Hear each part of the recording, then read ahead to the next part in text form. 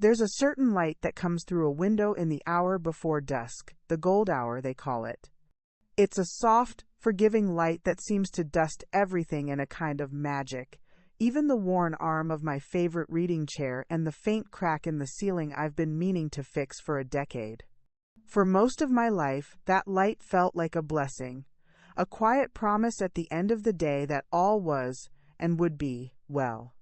But now when I see that light, it reminds me of a different kind of gold. Quick pause. Before we continue, tell us where in the world are you watching from? If you're enjoying these stories, make sure to hit subscribe, because tomorrow's episode is absolutely mind-blowing. The gilded, shiny kind that covers over something rotten. It reminds me of Chloe, but I'm getting ahead of myself. Every story has a beginning, and mine doesn't start with the storm, but with the deceptively calm sea that came before it. My name is Ruth. I'm 53 years old, and for most of those years, I defined myself by two things: being a mother and being a survivor. Daniel, my son, was the brilliant, blazing center of my universe from the moment I held him, a squalling, red-faced miracle with a shock of black hair just like his father's. Michael was a story for another time. A short, bright, and ultimately tragic story that left me a widow at 35 with a 9-year-old boy to raise and a heart that felt like it had been put through a wood chipper. We managed, Daniel and I. We built a life in this very house with its scuffed hardwood floors and the maple tree in the backyard that we planted together the spring after Michael died. It wasn't always easy. There were bills that kept me awake at night. There was the loneliness that sat beside me on this very sofa long after Daniel had gone to bed. But we had love, an army of two. I worked 2 jobs, secretary by day, bookstore clerk by night, to keep him in good schools, to give him the opportunities I never had. He was my reason for everything, and he grew into such a man. Smart, kind-hearted, with his father's gentle eyes and a quiet strength that made me prouder than I could ever say. When he brought Chloe home for the first time, I was hopeful. A mother always worries, you see. You worry that the woman your son chooses won't see the beautiful, fragile history you share. You worry she'll try to erase you. But I shoved those worries down, told myself I was being a cliché. "Mom, this is Chloe," Daniel had said. His face lit up with a pride I hadn't seen since he'd aced his bar exam. Chloe was dazzling. There's no other word for it. She was like a creature from a different planet, one where the sun always shone and the wind never messed up your hair. She was 26, 7 years younger than Daniel, with a sleek, polished beauty that seemed expensive. Her handshake was firm, her smile wide and white, but it didn't quite reach her eyes.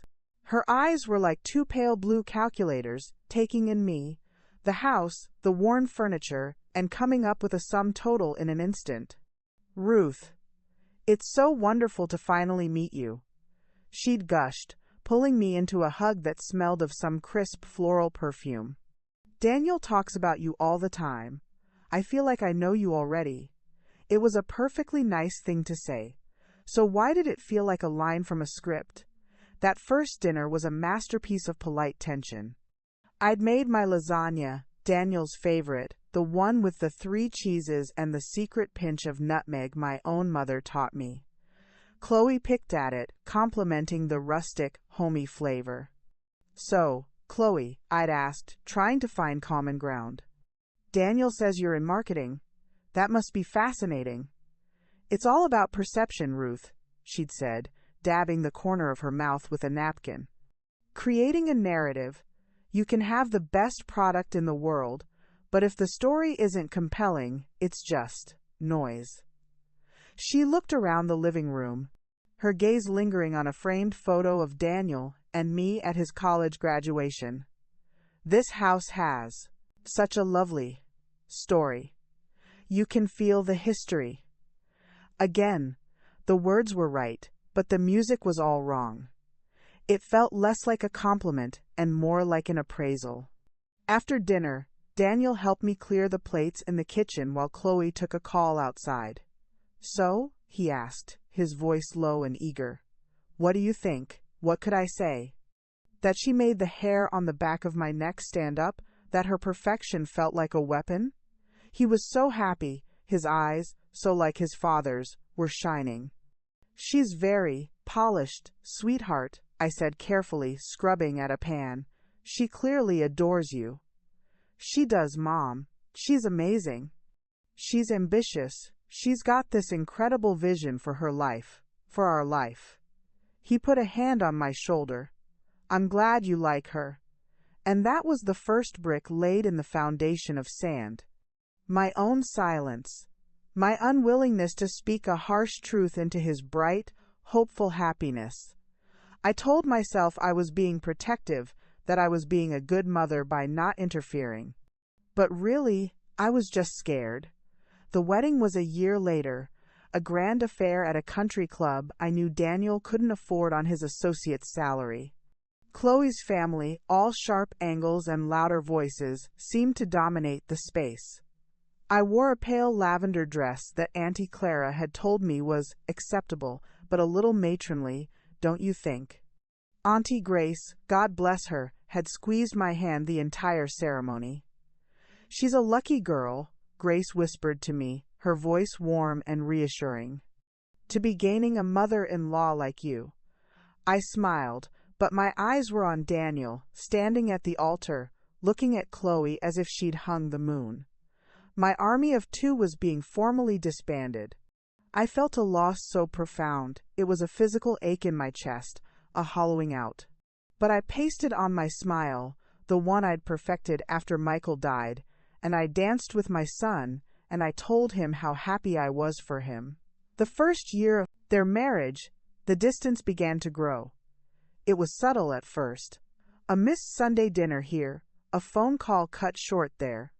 Daniel was always swamped at the office, or they had plans with Chloe's friends. I'd call him. "Hey, sweetheart, just checking in." "Hey, Mom. Yeah, things are just crazy. Chloe's planning this big renovation for the house. It's taking up all our bandwidth." "Renovation? The house is lovely." "It's a bit of a fixer-upper, Mom. Chloe has higher standards." "Higher standards." The words felt like a tiny, precise cut. The first real crack, the one I couldn't just explain away, happened about 6 months after the wedding.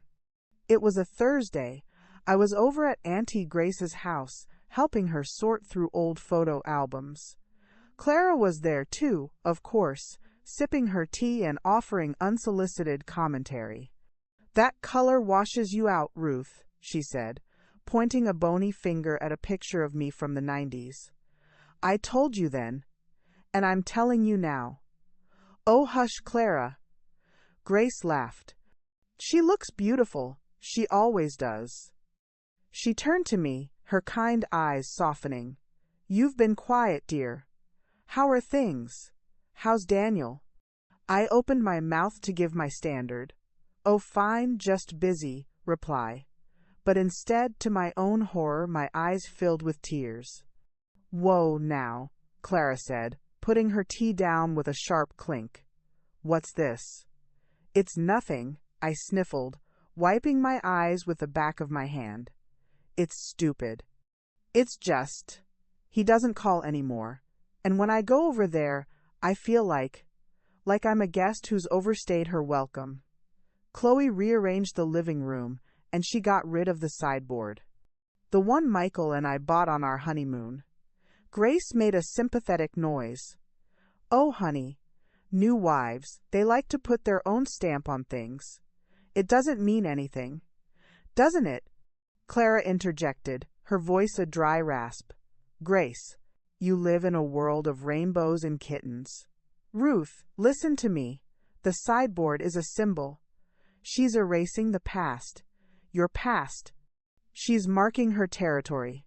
"Clara, that's a bit dramatic," Grace chided. "Is it?" Clara fixed her sharp gaze on me. "What does she say when you're there? How does she act?" I thought about it. The constant corrections. Daniel, don't you think that vase would be better on the other table? The subtle put-downs. Oh, Ruth, you still use fabric softener? That's so traditional. The way she'd rest a hand on Daniel's arm, a possessive gesture whenever he and I started falling into our old, easy rhythm of conversation. She's just very particular, I said weakly. Clara snorted.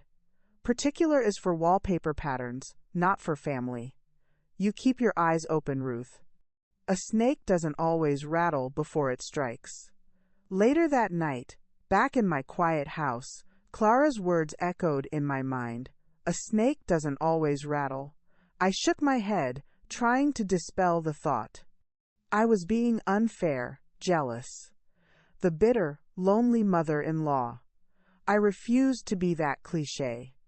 I decided to try harder, to be more understanding.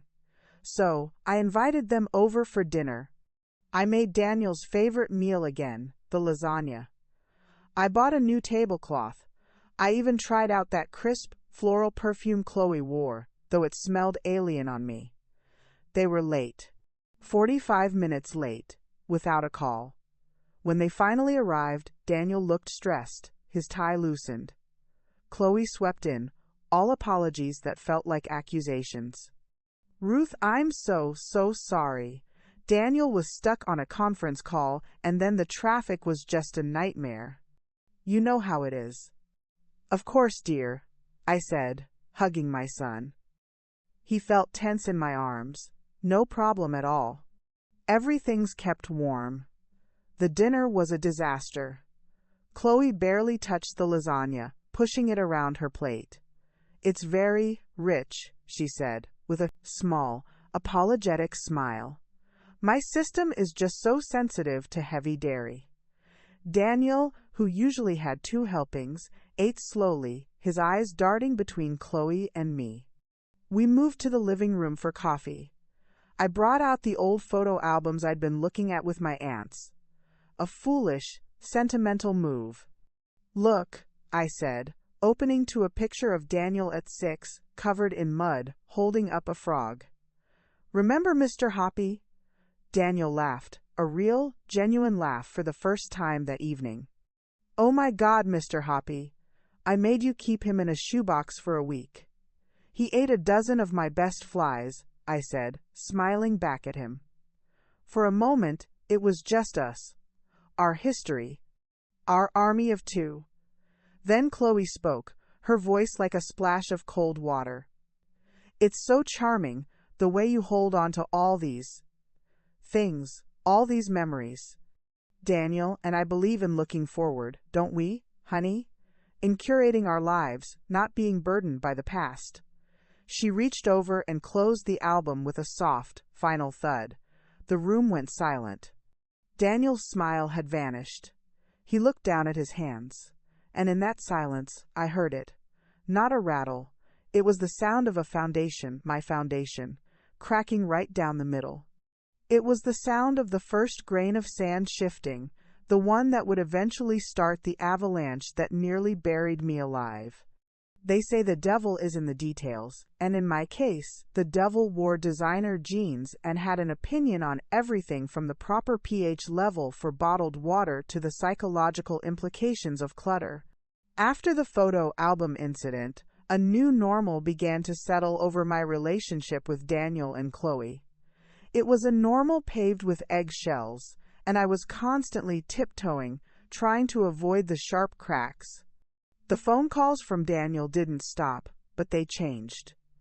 They became logistical. Less, how are you, Mom? And more. Hey, Mom, need to ask you about the name of that roofer you used 5 years ago. Or, Chloe wants to know if you still have that recipe for the potato salad, the one without the pickles. He was a delegate, sent from the nation of his marriage to the lonely island of me. Our conversations, once the lifeblood of my week, were now just brief, functional exchanges.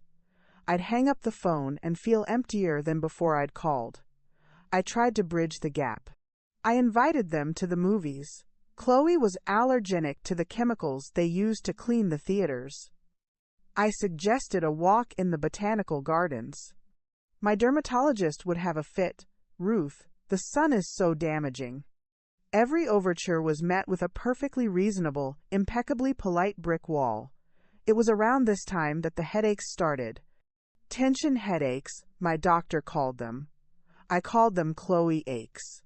They would begin as a dull throb at the base of my skull the moment I knew I had to see her, and blossom into a full-blown, vice-gripped misery by the time I got home. Auntie Grace noticed. She came over one Tuesday with a basket of her famous lemon blueberry scones and found me on the sofa with the lights off, a cool cloth on my forehead. "Oh, my dear," she sighed, setting the basket down and coming to sit beside me. She placed a soft, warm hand on my arm. "This has to stop. You're making yourself sick. It's just a headache, Grace." "It's not just a headache, and we both know it," she said, her voice firm but kind. "You're grieving. You're grieving the loss of your son."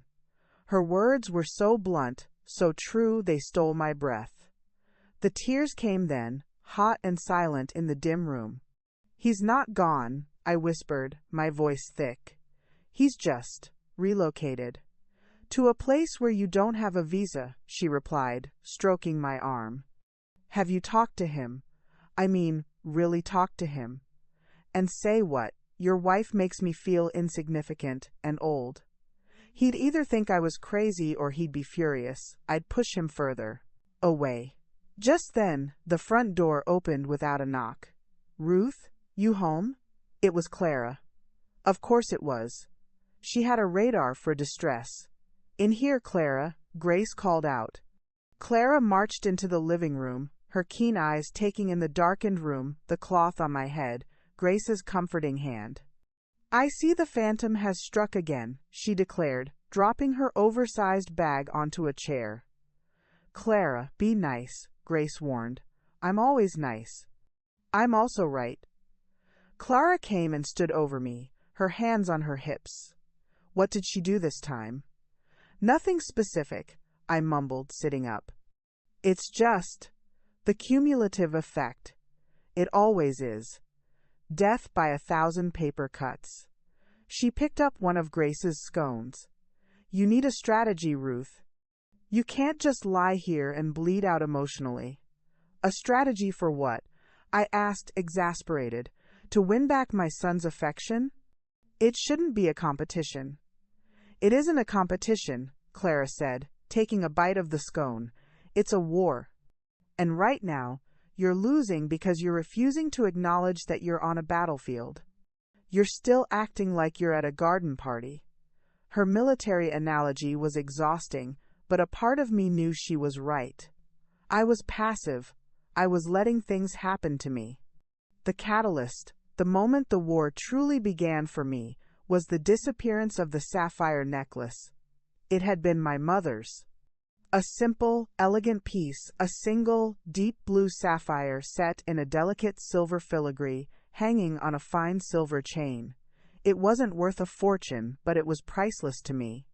My mother wore it on her wedding day. I wore it on mine. It was the one piece of jewelry I'd saved for. I'd always thought Daniel's future wife. But after meeting Chloe, the thought of giving it to her felt like a betrayal of my mother, of myself. So I kept it tucked away in my velvet jewelry box, a secret treasure, a tangible piece of my history. Daniel and Chloe were coming over for a quick visit one Sunday afternoon. They were in the neighborhood, looking at paint samples for their latest renovation project. I'd tidied up, made a pot of coffee. When they arrived, Chloe was buzzing with a frenetic energy. "Ruth, you won't believe the faro and ball color we found for the dining room. It's called dead salmon, but it's actually a gorgeous blush tone. It's going to change the entire energy of the space." "Dead salmon," I repeated, pouring coffee. "How appetizing." Daniel shot me a look, a don't start look. My heart sank. Chloe flitted around the living room, picking up knickknacks, examining them, and putting them down. You have so many memories in this house, Ruth. It must feel a little heavy sometimes, all this stuff. It's not stuff, Chloe, I said, my voice tighter than I intended. Telling and preparing this story took us a lot of time. So, if you're enjoying it, subscribe to our channel. It means a lot to us. Now, back to the story. It's my life. She smiled that placating smile. Of course. I just mean, it's so full. Her eyes landed on my open jewelry box on the side table.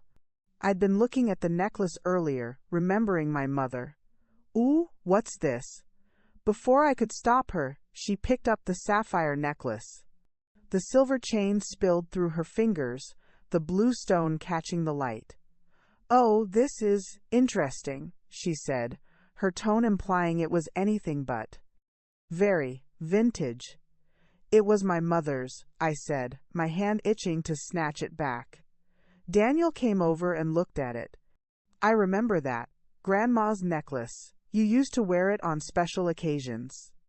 It's a sapphire, Chloe stated, as if identifying a rare insect. The stone of wisdom and royalty. It's supposed to bring mental clarity and spiritual peace. She held it up to her own neck, looking at her reflection in the dark screen of the television. You know, it would look stunning with that navy Diane von Furstenberg wrap dress I just bought. It would. Just elevate the whole look. The air went out of the room. She was hinting. No, she wasn't hinting. She was stating a claim. I stood frozen, my mouth dry. Every instinct in my body was screaming no. But the social pressure, the fear of causing a scene, the terror of seeing that look on Daniel's face again, it all conspired to silence me. Daniel, bless him, seemed to sense my distress. It's Mom's special piece, Chloe. A family heirloom. Chloe's smile didn't falter, but her eyes cooled a few degrees. Well, of course. All the more reason for it to be worn, don't you think? Instead of sitting in a dusty box, heirlooms should live with the new generation. It's the circle of life. She let the necklace drop back into the box with a soft clink. Just a thought. She moved away, picking up a book from the shelf. The moment had passed. I had failed. I had not defended my territory. Clara would have been furious with me. They didn't stay long. After they left, I felt shaky and violated. I went straight to the jewelry box and took out the necklace, holding the cool, smooth sapphire in my palm. It felt like a talisman, a reminder of the women I came from, women who were stronger than I was being. I decided then and there that I would not let her have it. It was my line in the sand. A week later, I was looking for the necklace. I wanted to wear it for a lunch with my aunts, a small act of defiance and self-comfort, but it wasn't in the box. I searched my dresser, my nightstand, the entire bedroom. A cold dread began to pool in my stomach. I knew, I just knew. I called Daniel, my hand trembling so badly I could barely hold the phone. Daniel, honey, have you seen Grandma's sapphire necklace? A pause. The one from your jewelry box? No, Mom. Why? It's missing. I'm sure it's just misplaced. You know how you are with things sometimes. He said it lightly, but the implication was clear. I was a forgetful, aging woman. I am not how I am with things, Daniel, I said, my voice shaking with a mixture of fear and rage. It was in my box. It's gone. Another pause, longer this time. I could hear him covering the phone, muffled voices. Then he came back on. Mom, Chloe said she mentioned how lovely it was, and that you insisted she take it. She said you told her it belonged with the new generation. The world tilted. I gripped the edge of the kitchen counter. I what? I never said that. I would never say that. Mom, don't do this. His voice was tired, strained. If you've changed your mind and you want it back, that's fine. but don't accuse her of stealing it. She was under the impression it was a gift. A gift I never gave. I cried, my composure shattering. Daniel, she's lying to you. She took it. Ruth. His voice was cold, formal. He never called me Ruth. My wife is not a thief. I think you're upset, and you're not remembering clearly. Maybe you're more stressed than we thought. The word was a knife. There was no more you and me. It was we, Daniel and Chloe. And I was on the outside, a confused, stressed, unreliable narrator of my own life. I am remembering perfectly clearly, I said, each word a chip of ice, and I want my mother's necklace back, today. I hung up before he could reply. I was trembling all over, my heart hammering against my ribs. This was more than a necklace. This was a test. And I had finally failed it in their eyes. The confrontation happened that evening. They showed up at my door, unannounced. Daniel looked grim.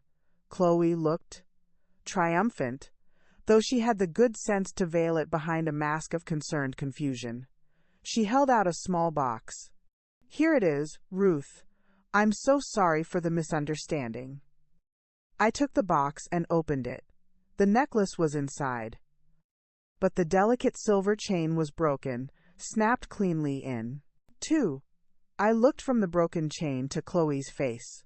Her eyes were wide, innocent. It must have been fragile. It just broke when I was trying it on. I was going to get it fixed for you as a surprise. It was a lie. I knew it with every fiber of my being. The chain was not fragile. It had survived my mother's vigorous life, my own. It had been broken, deliberately.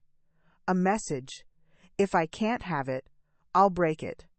I looked at Daniel. I begged him, with my eyes. See it. Please. See it. See her. But he saw a broken necklace and a wife who was trying to be helpful. He saw a mother who was causing drama. See, Mom, it was just a mistake. A simple accident. An accident. The unraveling thread of my relationship with my son had just snapped. The silence that followed was the loudest, most painful sound I had ever heard. I looked at the broken necklace in my hand, a perfect symbol of my broken heart, and I knew Clara was right.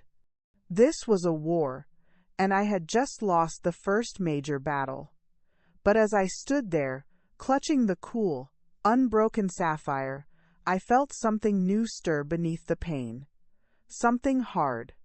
Something determined. The war was on. And for the first time, I was ready to fight back. The broken necklace was never mentioned again. It sat in its little box on my dresser, a silent, aching monument to the new reality. I took it to a jeweler in a different part of town, a kind old man with magnifying glasses perched on his nose and fingers stained with silver. He tutted softly as he examined it. A clean break, he said. Not worn through. Almost looks like it was, stressed with purpose. A shame. It's a beautiful piece. His words confirmed everything I knew in my gut.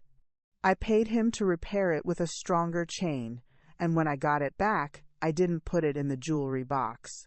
I hid it. I tucked it inside a zippered compartment of my winter coat in the back of the hall closet. It felt paranoid, ridiculous, but it also felt necessary.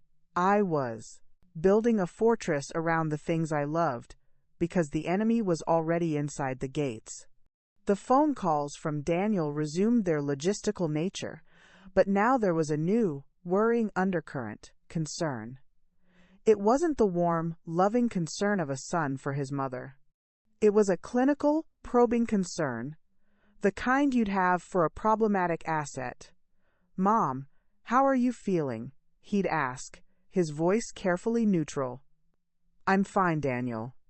Just fine. You seemed really upset the other week. About the necklace. I was upset that a family heirloom was taken without permission and broken, I said, keeping my voice flat. I would not let him reframe this as my emotional instability. A sigh. We've been over that. It was a misunderstanding, but it got me and Chloe thinking. This big house, all by yourself. The stairs are getting steeper, aren't they? And that leak under the sink you had last month, it's a lot for one person to manage. The hairs on my arms stood up. This was a new tactic. I've managed this house for 18 years, Daniel. I think I can handle a leaky faucet. It's not just the faucet, Mom. It's everything. We worry about you. We were talking, and we have a brilliant idea. We. There it was again, the royal we, the sound of a verdict being delivered. His brilliant idea was unveiled over dinner at their house the following weekend. Chloe had cooked a perfectly seared salmon with quinoa and asparagus. It was delicious, tasteless, and utterly joyless.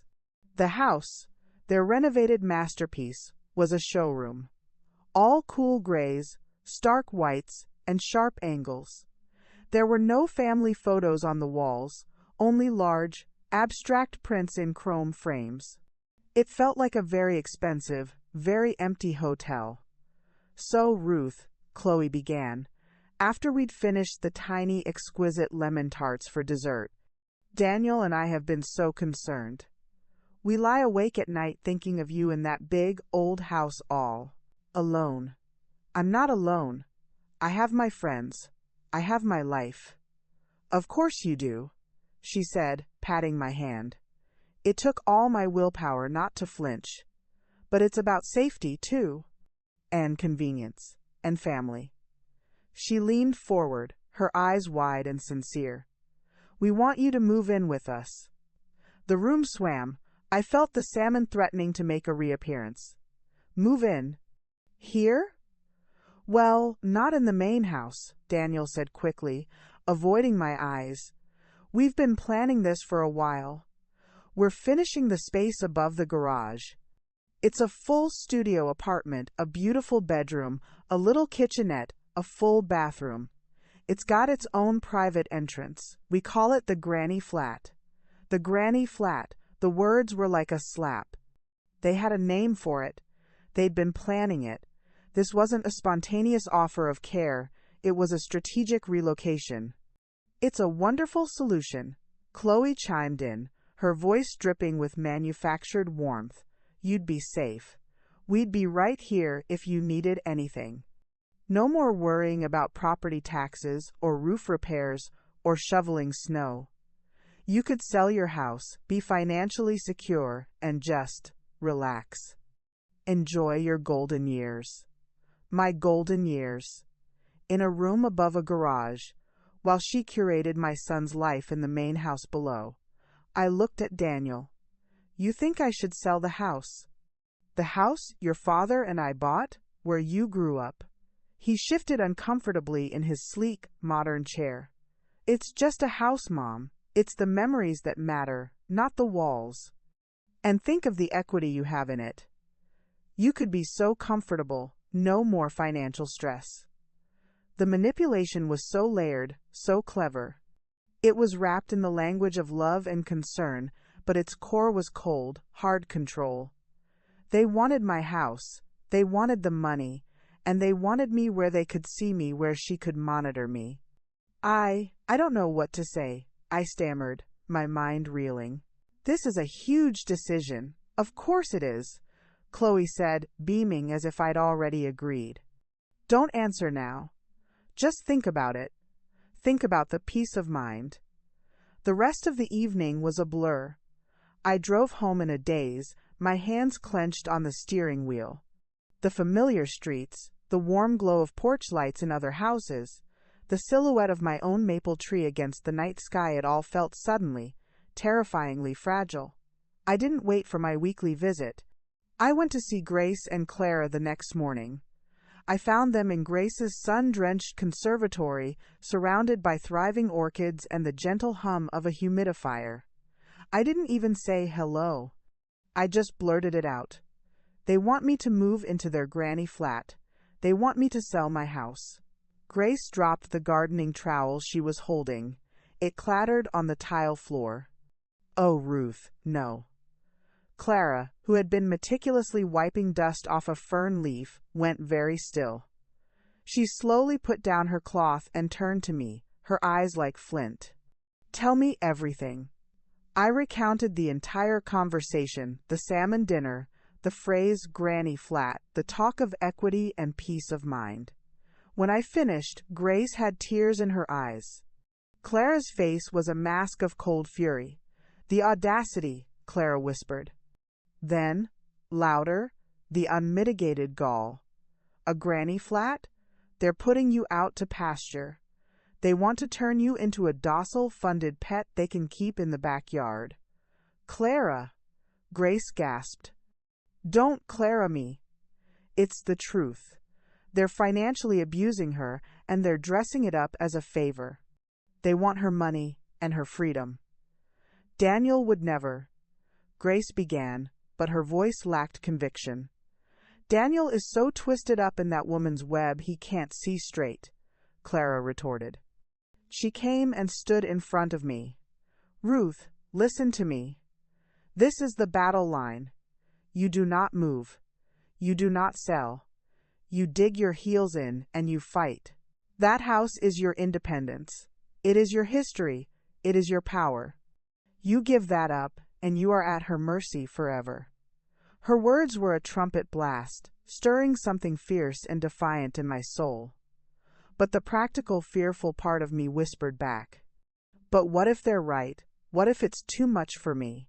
What if I'm being selfish? He's my son. He says he's worried." "He's been made to worry," Clara corrected, "by a master manipulator.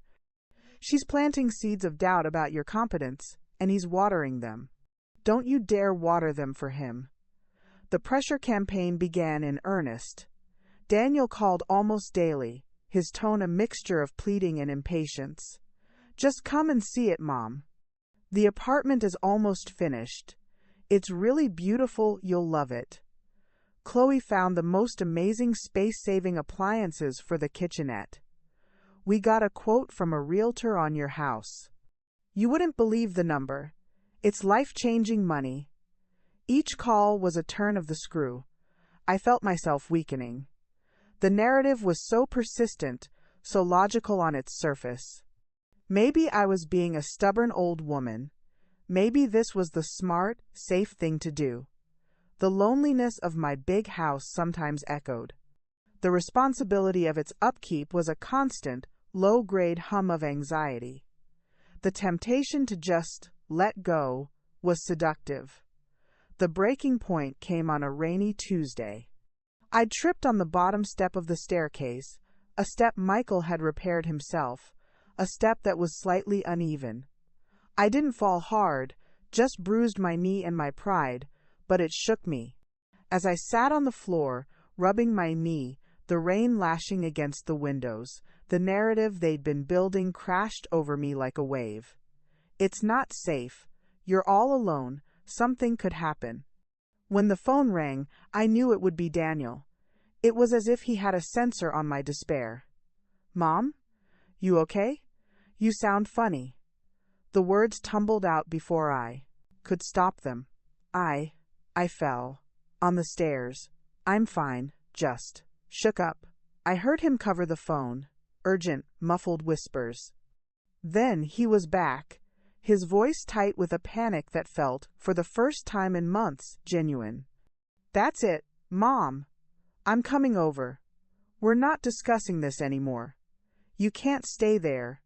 It's final." He hung up. I sat there on the floor, the phone in my lap, the rain drumming its mournful rhythm. I had given them the ammunition they needed. I had confirmed their story. He and Chloe arrived within the hour. They made a great show of concern, helping me to the sofa, checking my knee, making me tea. But beneath the concern, I could feel their grim satisfaction. The problem had proven their point. "See, Ruth?" Chloe said, her voice soft but insistent. "This is what we've been talking about. What if you'd hit your head? What if you'd broken a hip? You could have been lying here for hours. Daniel knelt in front of me, taking my hands. His eyes were pleading. Please, Mom. Please don't fight me on this. I can't. I can't lose you. Let us take care of you. The apartment is ready. We can have movers here next week. Just say yes. I looked at my son's face, the face I loved more than anything in this world. I saw the fear in his eyes, and I knew it was real, even if it had been manufactured by his wife. I saw the little boy who used to run to me when he skinned his knee. And I was so tired. Tired of fighting, tired of being the strong one, tired of the constant ache of missing him. The fortress Clara had told me to build crumbled. The fight went out of me. I took a shaky breath. The words felt like ash in my mouth. Okay, I whispered. Daniel's face collapsed with relief. He pulled me into a hug. Thank you, Mom. Oh, thank you. You won't regret this. We're going to take such good care of you. Over his shoulder, I saw Chloe. She wasn't smiling. She didn't need to. Her victory was complete. She gave me a small, slow nod. It wasn't a nod of welcome. It was a nod of ownership. I had just agreed to walk into the gilded cage they had built for me. And as I let my son hold me, all I could feel was the cold, hard click of the lock turning. The move was a kind of death. It was a swift, brutal dismemberment of my life. The movers, hired and managed by Chloe, were efficient and unsentimental. To them, the maple tree Michael and I planted was just a tree. The scuff on the floor from Daniel's toy fire truck was just a flaw in the wood. The faint pencil marks on the doorframe charting his growth were just marks that needed to be painted over. I sat in a corner, paralyzed, as my history was packed into cardboard boxes. Chloe was everywhere, a blonde general directing traffic. That sideboard can be donated, she'd say, pointing to the piece Michael and I bought on our honeymoon.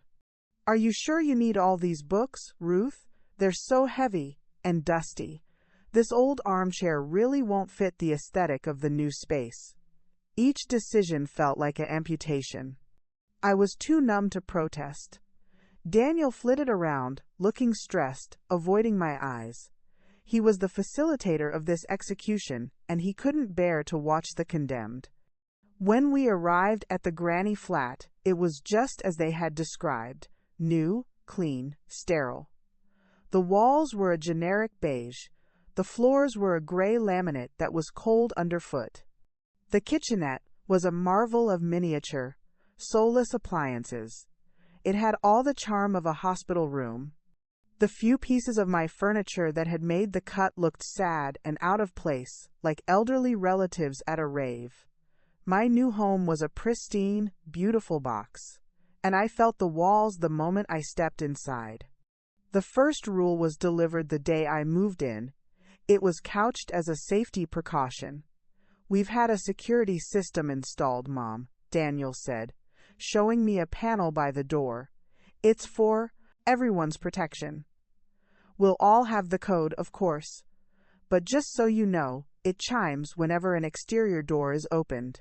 So we'll always know when you're coming and going. So we'll always know when you're coming and going. The words hung in the air. It wasn't for my protection. It was for their surveillance.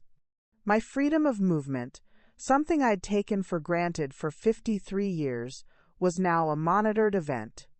Life settled into a new, suffocating routine. The chime of the security system became the soundtrack of my days. A sharp, digital beep-beep when I left for the grocery store, another when I returned. I found myself hesitating before opening the door, dreading the sound, feeling like a prisoner on a work release program. My independence, the thing Clara had warned me was my power, was systematically stripped away. Chloe took over my grocery shopping, insisting it was easier to add my few little things to their online order.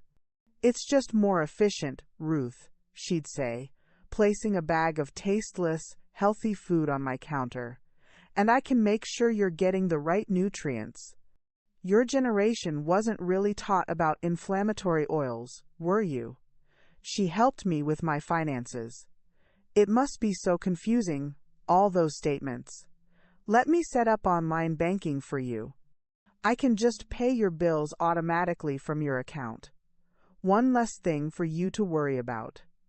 Before I knew it, I had to ask Chloe for money to buy a new pair of shoes. I had to explain why I wanted to go to the garden center. I was on an allowance, like a child. The worst part was the isolation. Daniel was always just down there, in the main house, but he felt a million miles away.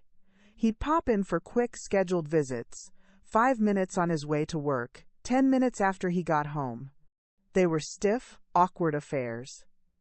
He'd ask how I was, I'd say fine, and we'd both stare at the beige walls, the unspoken tension, thick enough to cut. He was pulling away, and I could feel it was out of guilt. Seeing me in this little box, a living reminder of what he had done, was too painful for him, so he visited less and less. Chloe, on the other hand, was a constant, smothering presence. She had a key and used it freely, letting herself in without knocking. She'd check in at all hours, her eyes scanning my apartment for infractions: a cup left in the sink, a blanket rumpled on the sofa, a window open too wide. "You have to keep the thermostat at 68, Ruth," she'd say, adjusting it herself. "Otherwise it throws the whole system for the main house out of balance. Are you watching the news? It's so negative. It's not good for your blood pressure. I've set up a playlist of calming nature documentaries on your TV." My life was being curated into a bland, inoffensive, manageable existence. I was losing my shape, my color, my voice. I tried to fight back in small ways. I bought a vibrant, red throw pillow from a craft fair. It was gone 2 days later, replaced by a beige one. "That red was so stimulating, Ruth," Chloe explained. "This sage green is much more calming for a resting space." I started wearing my mother's sapphire necklace under my clothes, a secret act of rebellion. It felt cool and solid against my skin, a reminder of who I was. My only lifelines were my aunts. They visited once a week, a ritual Chloe clearly despised but couldn't openly forbid. Their visits were like oxygen. They came one blustery afternoon, finding me staring out the window at the manicured, meaningless backyard. Grace enveloped me in a hug that smelled of cinnamon and love. "Oh, my dear girl, you've lost weight." Clara marched in, her sharp eyes doing a quick inventory of the room. "It still smells like a new car in here. Doesn't she have any of her own things?" "She donated my red pillow," I said flatly. Clara's lips pressed into a thin line. "I see the prison warden is enforcing a strict aesthetic code." We Saturday Grace unpacked scones. Clara got straight to the point. "How bad is it, Ruth? And don't you dare say fine." So I told them. I told them about the security chime. I told them about having to ask for grocery money. I told them about Daniel's fleeting, guilt-ridden visits.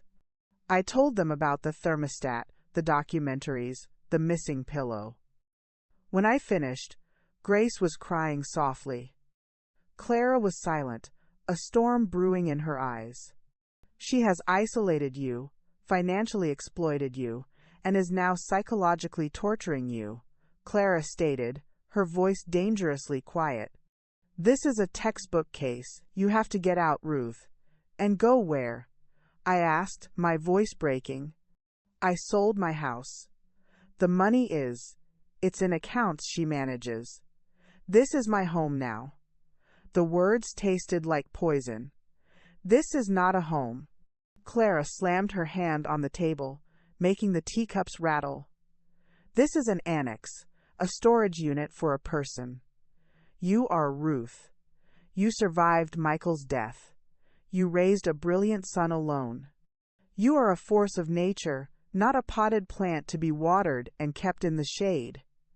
Clara, shouting at her won't help. Grace sniffled, wiping her eyes. Someone needs to shout. She's not listening. Clara leaned forward, grabbing my hands. Her grip was surprisingly strong. Ruth, look at me. This is not your life. This is the life she has assigned to you. You have to take it back. How? I whispered, the hopelessness of physical weight on my chest. We start small, Clara said, her mind already whirring, formulating a plan. We reclaim ground, inch by inch. First, you get your own groceries. You tell her you're going for a walk for your health, and you go to the store. You buy a tomato. A real, ugly, flavorful tomato, not the plastic ones she buys. You eat it, and you remember what it tastes like to choose. It sounded so trivial, and yet it felt like a revolutionary act. Then you get a statement from your bank. You go to the branch yourself. You find out exactly where your money is. You don't do anything with it yet. You just know. Knowledge as power. It was a spark. A tiny, flickering spark in the overwhelming darkness. And you start writing it down, Clara said, her voice intense. Everything. Every time she comes in unannounced. Every comment she makes. Every time you feel belittled or controlled. Dates, times, what was said. You create a record. A record for what? I asked. For when the war escalates, Clara said grimly. And it will. People like her always overplay their hand. You need to be ready. You need evidence. After they left, the silence of the apartment felt deeper, more profound. But Clara's words echoed in the stillness. You are a force of nature. I looked around my beige prison. I looked at the security panel by the door. I thought of my mother's sapphire, cool and secret against my skin. I went to the small, useless desk in the corner and found a pen and a notebook. On the first page, I wrote the date. October 12th, I wrote. 3:15 p.m. Chloe entered without knocking. Adjusted thermostat from 70 to 68. Said, we must be mindful of the energy bill. Took the last of my real coffee and replaced it with decaf. It was a start. It was a tiny act of defiance. The walls were closing in, but I had just found a chisel. And I began, slowly, painfully, to scratch my way out. The notebook became my secret garden, a place where the truth could grow, wild and untamed, away from Chloe's curated landscape. It was a cheap, spiral-bound thing I'd bought myself on one of Clara's reconnaissance missions, a trip to the dollar store under the guise of needing fresh air. It felt fitting. This wasn't a story for leather-bound elegance. It was a gritty, factual log of a silent war. At first, the entries were small, brittle things. October 14th, 10:08 a.m. Chloe let herself in while I was on the phone with Grace. Stood and listened until I ended the call. Asked, don't you think you rely on your aunts a little too much? It's not healthy for a woman your age to be so enmeshed. Writing it down felt silly at first, melodramatic. But as the days bled into weeks, the entries piled up, and a chilling pattern emerged. It wasn't about individual incidents. It was about the cumulative erosion of my personhood. October 20th. Daniel visited for 7 minutes, talked about the weather, would not meet my eyes. When I asked about work, he said, "It's fine, Mom, you wouldn't understand the details." He never used to say that. October 25th. Received a gift from Chloe, a prepaid basic cell phone. "So we can always reach you," she said, "and it's so much simpler than that smartphone." All those buttons were probably confusing. My old phone, with all my contacts, my photos, my connection to the world, has mysteriously disappeared from my apartment. November 2nd. Tried to make my own soup. Chloe smelled it from the main house and came up. What is that odor? Cumin? So ethnic. And the sodium in broth is just shocking. She unplugged my slow cooker and took it away for cleaning. It has not been returned. Each entry was a paper cut. But as Clara said, enough paper cuts, and you can bleed to death. The grocery store mission was my D-Day. My hands were sweating as I pulled my coat on. The security system beeped its accusatory chime as I opened the door. I half expected Chloe to materialize on the driveway, but the coast was clear.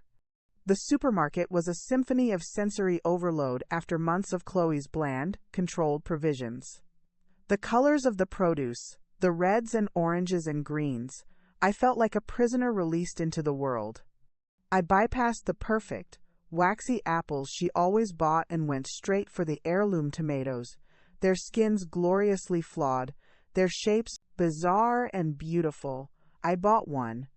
I also bought a small wedge of strong, smelly cheese, a loaf of crusty bread that didn't have the word ancient or sprouted on it, and a bar of dark chocolate with sea salt. When I got back, the chime sounded again. I held my breath, waiting for the confrontation. It didn't come. I hid my contraband in the bottom of my knitting bag, feeling like a spy. That night, I ate the tomato with the cheese and bread, standing at my kitchenette counter like a fugitive. It was the most delicious, most subversive meal I'd had in months. The chocolate I saved, breaking off one square each night, letting it melt on my tongue, a tiny, secret rebellion. The next step was the bank. This was scarier. It felt like crossing a line from passive resistance into active defiance. I dressed carefully, choosing clothes that made me feel competent, a tailored blouse, a pair of trousers that didn't have an elastic waistband. I told Chloe I was going to the library.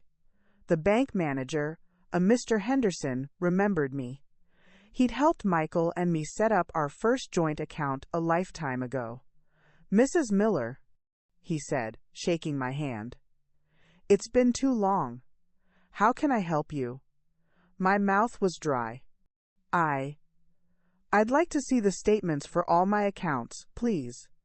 And I'd like to understand the current access and authority. His smile became slightly strained. Of course.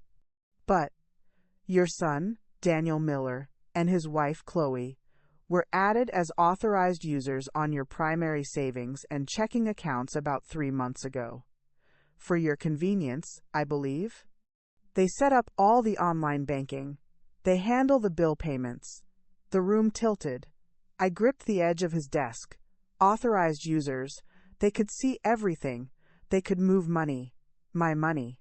The money from the sale of my house, my life. I wasn't aware of the specifics, I managed to say, my voice thin. Mr. Henderson's face softened with a hint of pity. He saw it all the time, I realized. Confused older people, their finances taken over by their caring children. He thought I was one of them. He printed everything out. The statements were a shock.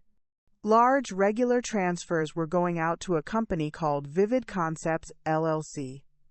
My monthly allowance was deposited, but it was a pittance. There were payments for things I'd never authorized: a country club membership, luxury car detailing, a subscription to a high-end organic grocery delivery service that never delivered to my door. "What is Vivid Concepts?" I asked, my finger trembling on the line item. Mr. Henderson tapped at his computer. "It's listed as a marketing and branding consultancy. Seems your daughter-in-law is the sole proprietor." The air left my lungs. She was paying herself from my account. She was funding her own business with the proceeds from my home. I felt a cold, clear fury begin to burn through the fog of my despair. This wasn't just control. This was theft. "I want to revoke their authority," I said, my voice surprisingly steady. "Effective immediately. And I want to set up new accounts with only my name on them. And I want a record of every transaction from the last 6 months." Mr. Henderson looked uncomfortable. "Mrs. Miller, are you sure?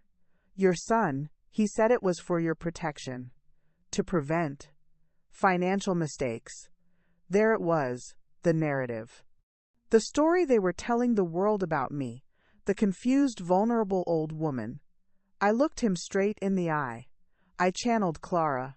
Mr. Henderson, I am of sound mind.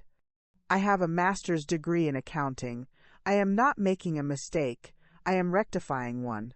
Now, please, do as I ask. Something in my tone, in the steel that had entered my gaze, convinced him. He nodded. Of course, right away. It took over an hour. When I walked out of the bank, I had new debit cards hidden in my wallet and a folder full of damning evidence. I felt dizzy with a mixture of terror and exhilaration. I had just declared financial independence. The backlash would be swift and terrible. I knew it. I went straight to the copy shop and made 2 copies of all the bank statements. One for me, one for Clara, for safekeeping. I hid the originals with my sapphire necklace. The bomb detonated 2 days later. It was a Tuesday morning. I was writing in my notebook, detailing the successful bank heist, when my new, simple phone buzzed. It was Daniel.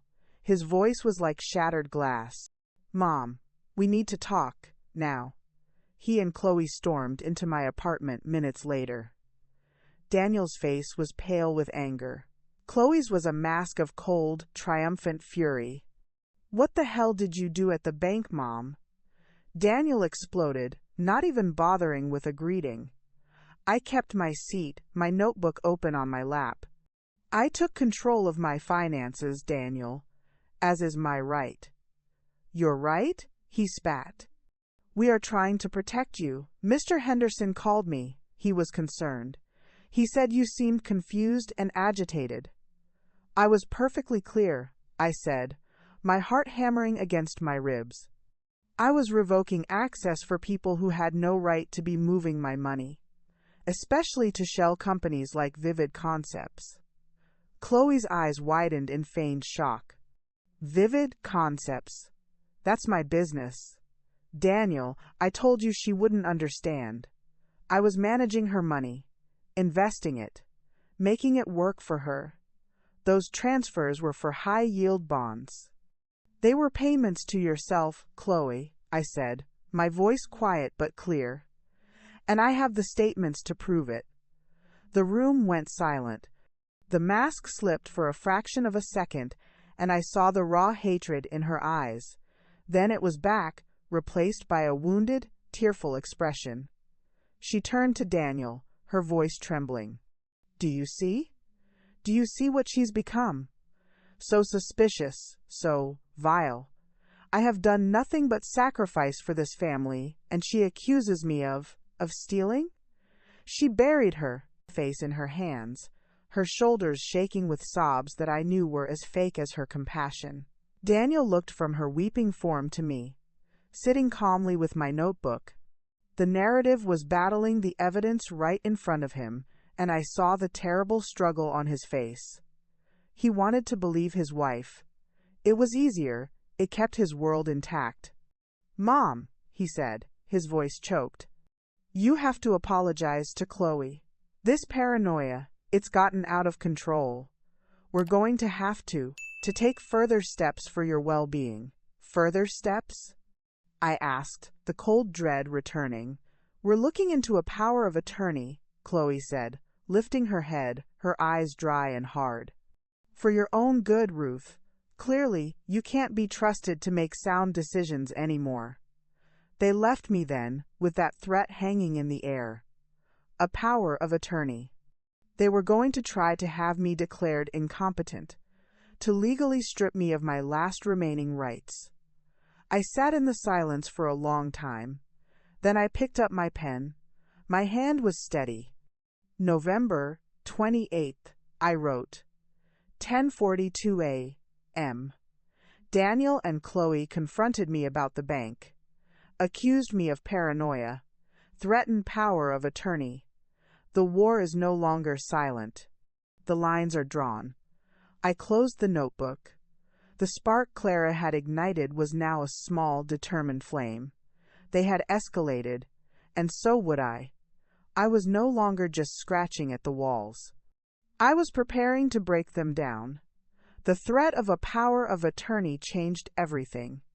It was no longer about uncomfortable living arrangements or hurt feelings. It was a legal, existential threat. They weren't just trying to control my life. They were trying to annul my legal personhood. The woman I had been, the accountant, the widow, the survivor, would be erased on paper, leaving behind a shell to be managed and stored in a room above a garage. The atmosphere in the granny flat became a siege. Chloe's check-ins were now overt inspections. She would open my refrigerator and comment on the contents. She went through my mail. She'd run her finger over surfaces, looking for dust.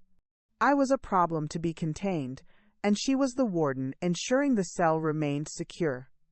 Daniel stopped visiting altogether. His guilt had curdled into a cold, distant anger. I was the source of the strife in his marriage, the ungrateful mother causing his wife such distress. The narrative was complete in his mind. I was the villain. My only solace was my notebook and my secret phone calls to my aunts.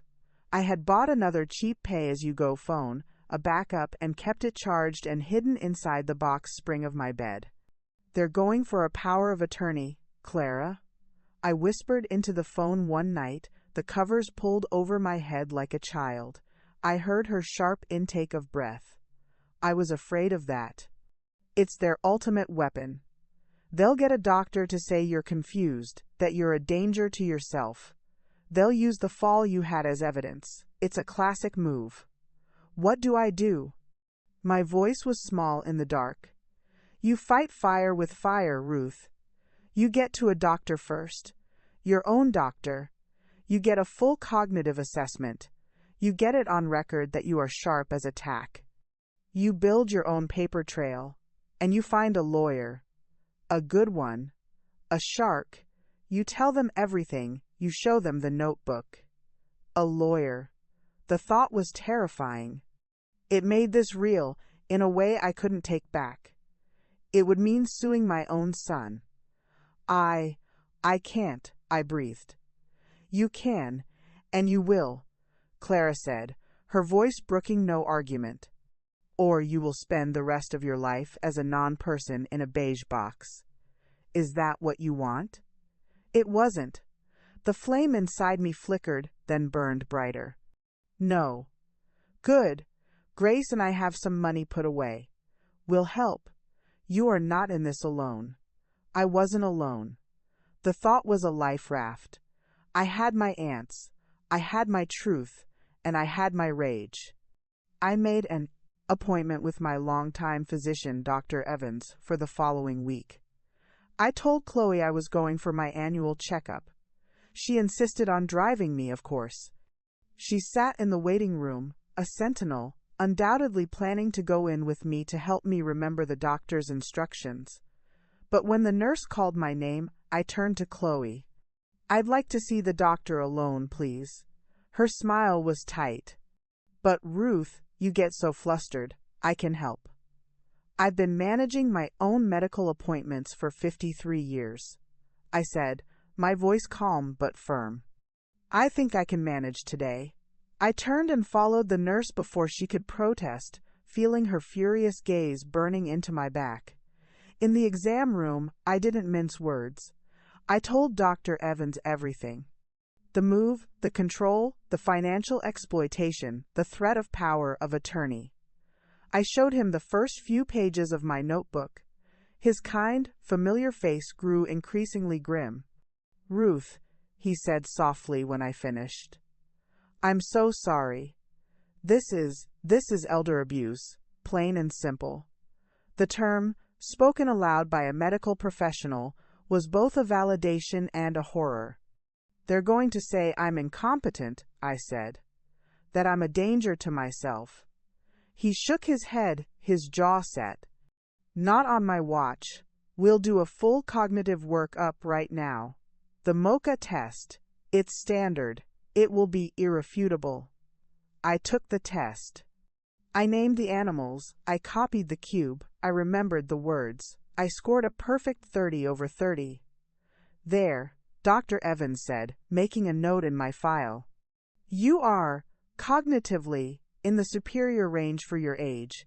There is zero evidence of impairment. I will write a letter to that effect, and I will testify to it if necessary. Tears of relief pricked my eyes. Thank you. Thank you for trusting me, he said. Now, get yourself a lawyer. A good one. When I emerged from the office, Chloe was on her feet instantly. Well, what did he say is part? Everything all right? Everything is fine, I said, walking past her toward the exit. My mind is perfectly sound. The ride home was silent and icy. The breaking point, the event that finally shattered any pretense of civility, came a few days later. It was a cold, clear December afternoon. I had taken Clara's advice and contacted a lawyer she'd found through a friend, Eleanor Vance, who specialized in elder law and was known, Clara said with relish, as the Barracuda. We had a secret meeting scheduled for the next day. I was terrified and hopeful. I decided to go for a walk to clear my head before the storm I knew was coming. The security system chimed as I left. I walked for over an hour, the crisp air stinging my lungs, feeling a sliver of my old freedom. When I returned, the chime sounded again. I was taking off my coat when I heard the frantic footsteps on the stairs outside my door. It burst open without a knock. Daniel stood there, his face a thundercloud. Chloe was right behind him, her eyes wide with manufactured panic. "Where have you been?" Daniel demanded, his voice shaking. "I went for a walk." "I told you I was going for a walk." "For an hour and 20 minutes? In this cold? Mom, we were worried sick." He was shouting now. "I called your phone a dozen times." "I must have left it here," I said, my calmness seeming to enrage him further. "This is it," he yelled, throwing his hands up. "This is the final straw.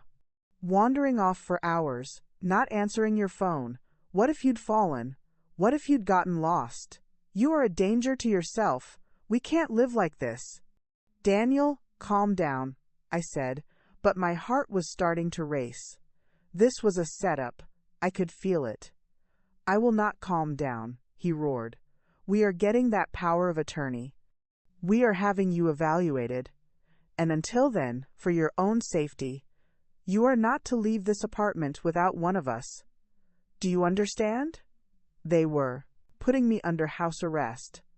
I looked at Chloe. She gave me a tiny, almost imperceptible smile. This was her masterpiece. She had orchestrated this entire crisis, using my walk, my forgotten phone, to push Daniel over the edge. Something in me snapped.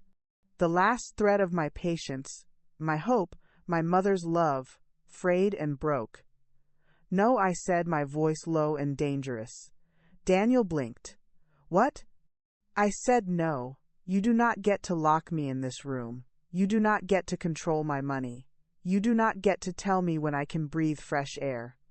I took a step toward him, my finger pointing at Chloe. "And you viper, you have poisoned my son against me. You have stolen from me. You have lied and manipulated until you have turned my own child into my jailer, but it ends now." Daniel looked stunned. "Mom, stop it. You're being hysterical." "I am being truthful," I shouted, the years of pain and silence finally erupting. "Look at her, Daniel. Really look at her. She is destroying us. She took my necklace. She is stealing my money for her fake business. She has turned my home into a prison. Why can't you see it?" Chloe burst into loud, dramatic tears, clinging to Daniel's arm. "She's crazy, Daniel. She's lost her mind. We have to protect her from herself." Daniel wrapped his arm around Chloe, his face a mask of pained resolution. He looked at me as if I were a stranger, a dangerous, deranged stranger. "That's it," he said, his voice cold and final. "I'm calling Dr. Evans. We're starting the competency hearing, and until it's settled, you will not leave this apartment. I'm changing the security code. For your own good." He turned and walked out, supporting his weeping wife. I stood alone in the center of my beige prison, trembling from head to toe. The door closed. I heard the click of the lock. A moment later, I heard the faint beeps as he changed the code on the security panel from the outside. I was locked in. I walked to the door and pressed my hand against the cool wood. Then I slid down to the floor, my back against it, and wrapped my arms around my knees. The tears came then, hot and silent and full of a grief so profound it felt like it would break me in two. My son, my beautiful boy, he had just locked me in a cage. I sat there for a long time, until the light outside the window faded and the room was plunged into darkness. The despair was a black ocean, threatening to pull me under. But then, my hand brushed against the floor, and I felt the spiral binding of my notebook, which had fallen from the table during the confrontation. I picked it up and held it to my chest in the dark. They thought they had won. They thought I was broken. But as I sat on the floor of my prison, a strange calm settled over me. The breaking point was not my end, it was my beginning. The war was no longer cold, it was hot, and tomorrow I was meeting with a barracuda. The darkness that night was absolute. It wasn't just the absence of light in my apartment, it was a darkness that had seeped into my soul. My son had locked me in. The two words echoed in the silence, a brutal, simple summary of my utter defeat, locked in. I was a prisoner of war in a conflict I never asked for, and my chief jailer was the person I loved most in this world. I didn't sleep. I sat on the floor, my back against the door, until my bones ached with cold and stiffness. The initial, searing pain of Daniel's betrayal slowly cooled into a hard, dense core of resolve. This was not grief anymore. This was fury, a clean, clarifying fury that burned away the last vestiges of my doubt and fear. When the first gray light of dawn filtered through the blinds, I pushed myself up from the floor. My body protested, a chorus of aches from my 53 years and the nights spent on hard laminate. I ignored it. I went to the bathroom, splashed cold water on my face, and looked at my reflection in the mirror. The woman who stared back had hollows under her eyes and a new, grim set to her mouth. But her eyes were clear. They were the eyes of a woman who had nothing left to lose. I had an appointment with a barracuda. The problem was the locked door. The security system panel on my side was dead. The power to it had been cut. They had thought of everything. I was truly a captive. My first instinct was panic, a frantic beating against the unyielding wood. But I forced it down. Clara's voice was in my head. Think, Ruth. Outsmart them. My eyes fell on the window.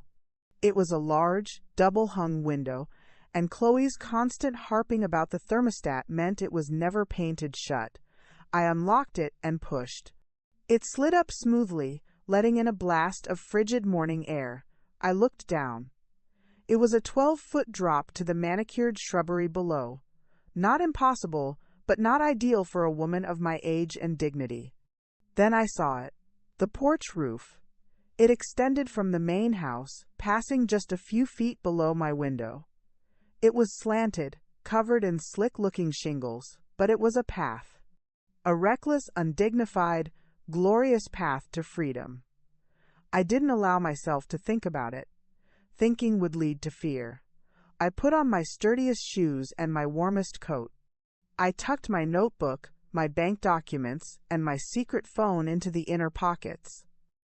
I threw my worn leather handbag, containing my wallet and the new keys to my safety deposit box, over my shoulder. Then, I hitched up my dignity along with my coat, swung my legs over the windowsill, and lowered myself onto the porch roof. The shingles were icy and treacherous. I moved on my hands and knees, like a crab, my heart hammering against my ribs. Every creak of the wood beneath me sounded like a gunshot in the quiet morning. I inched my way along, the rough shingles scraping my palms, until I reached the edge of the roof above the back deck. The drop to the deck was about 8 feet. I turned around, hung from the edge by my hands, and let go. I landed with a jarring thud that sent a shock up my ankles. I stayed crouched for a moment, listening. The main house was silent. They were still asleep, confident in their locked door. I stood up, brushed the dirt from my knees, and walked away. I didn't look back. With every step that took me further from that gilded cage, I felt a piece of my old self reknitting. I was Ruth Miller, and I was escaping. Eleanor Vance's office was in a sleek, downtown high-rise, all glass and steel. It was a world away from my beige prison. The receptionist, a young woman with a severe bun and an impeccably tailored suit, showed me into a conference room with a view of the city waking up. Eleanor Vance was exactly as Clara had described. She was in her late 50s, with a sharp, intelligent face, short, silver blonde hair, and eyes that missed nothing. She didn't smile, she assessed.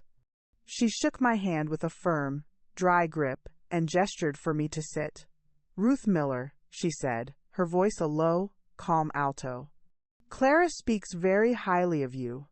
She also said you were in a situation. That's one word for it." I said, my voice raspy from lack of sleep. "Tell me." So I did. I talked for an hour. I started at the beginning, with Chloe's first visit, and I didn't stop until I described climbing out of my window that morning. I showed her the notebook. I showed her the bank statements.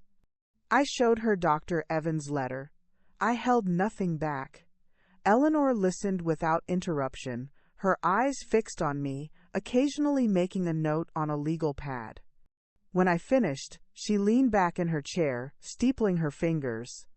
"This is a textbook case of elder financial abuse, undue influence, and intentional infliction of emotional distress," she said, her tone matter-of-fact, as if she were diagnosing a common cold.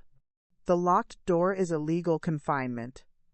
The threat of a frivolous competency hearing is malicious harassment. They have overplayed their hand, Ruth, dramatically." Hearing it laid out so clinically by a professional was both terrifying and immensely empowering. "What can I do?" I asked. "We can do several things," she said. "First, we file for a temporary restraining order against both Daniel and Chloe, prohibiting them from contacting you, coming near you, or attempting to manage your affairs. The locked door and the financial records will be more than enough for a judge to grant it. Second, we file a civil suit.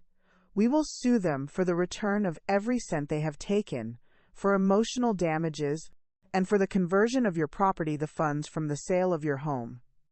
"Sue, my son," I said, the words tasting like ash.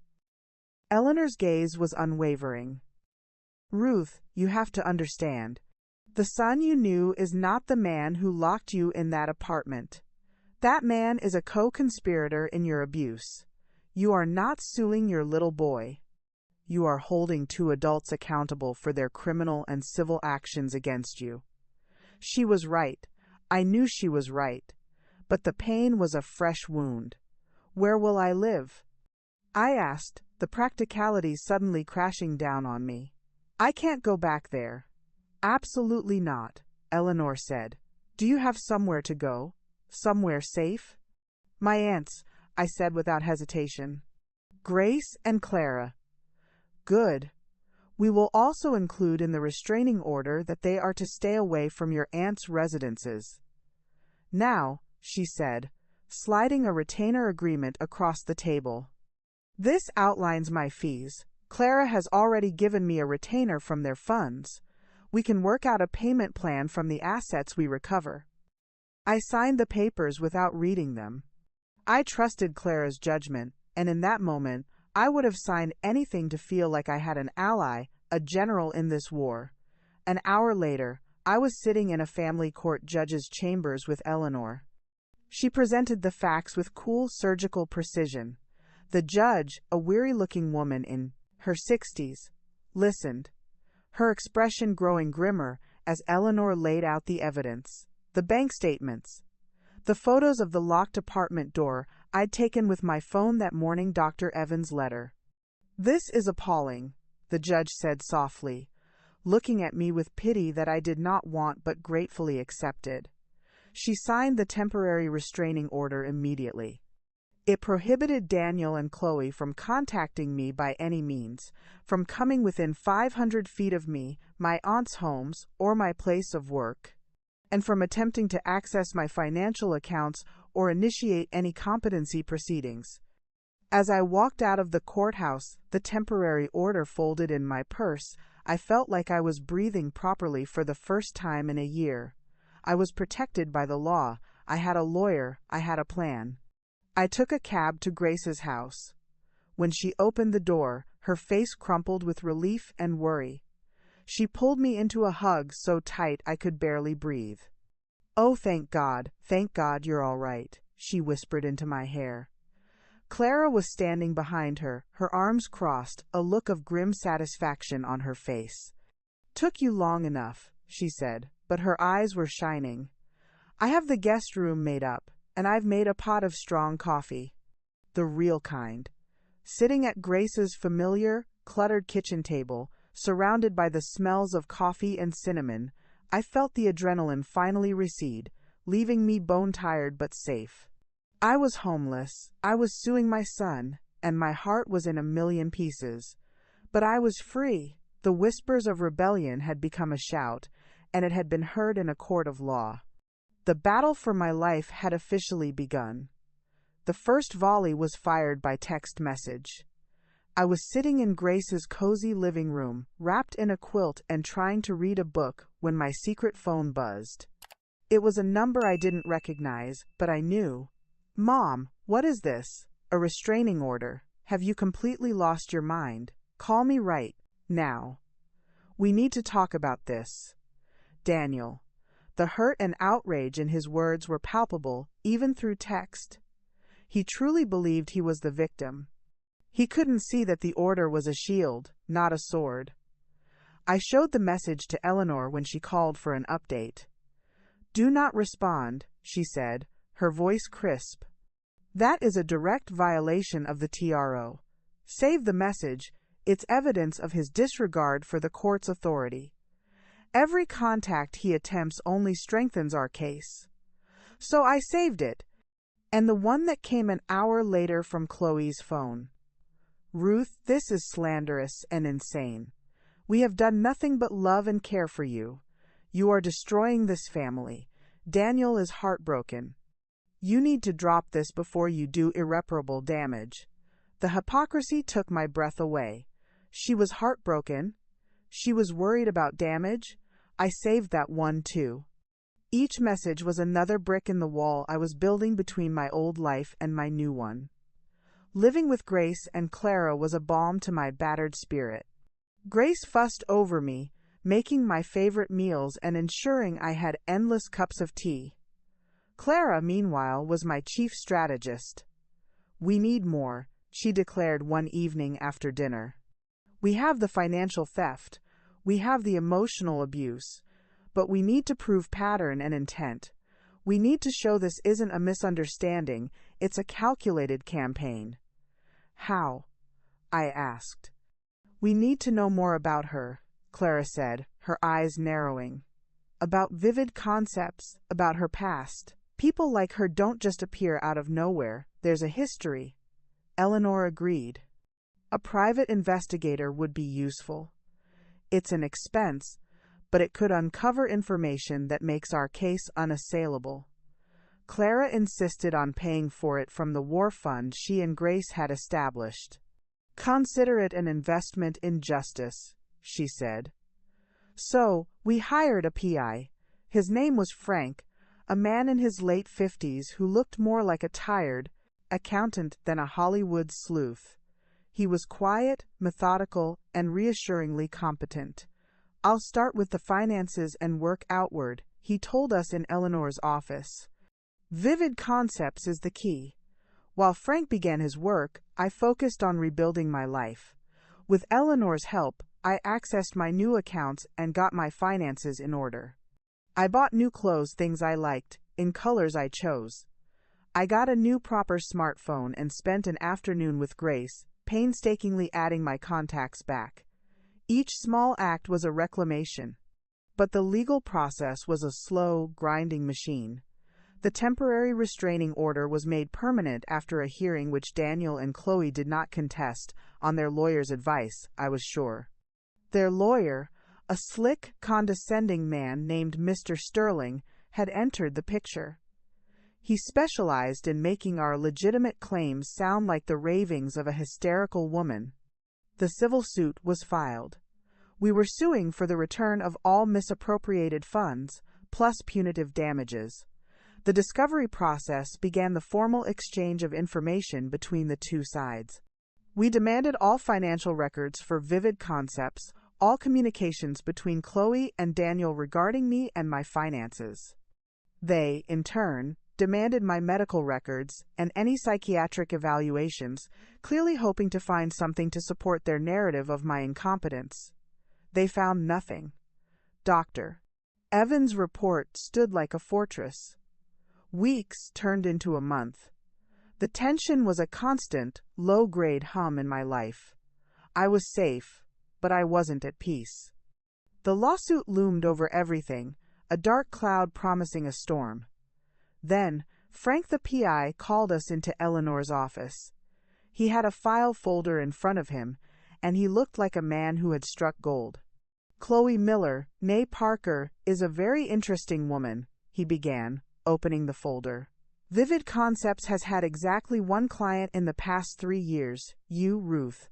All the funds transferred from your account were used for personal expenses. Luxury handbags, vacations, spa memberships. It's a shell company in every sense of the word. I felt a sick satisfaction. We knew that, but it was good to have it confirmed. But that's not the interesting part, Frank continued. I dug into her past. She was married before, briefly, a man named David Chen. The marriage lasted 11 months. Eleanor leaned forward. Go on.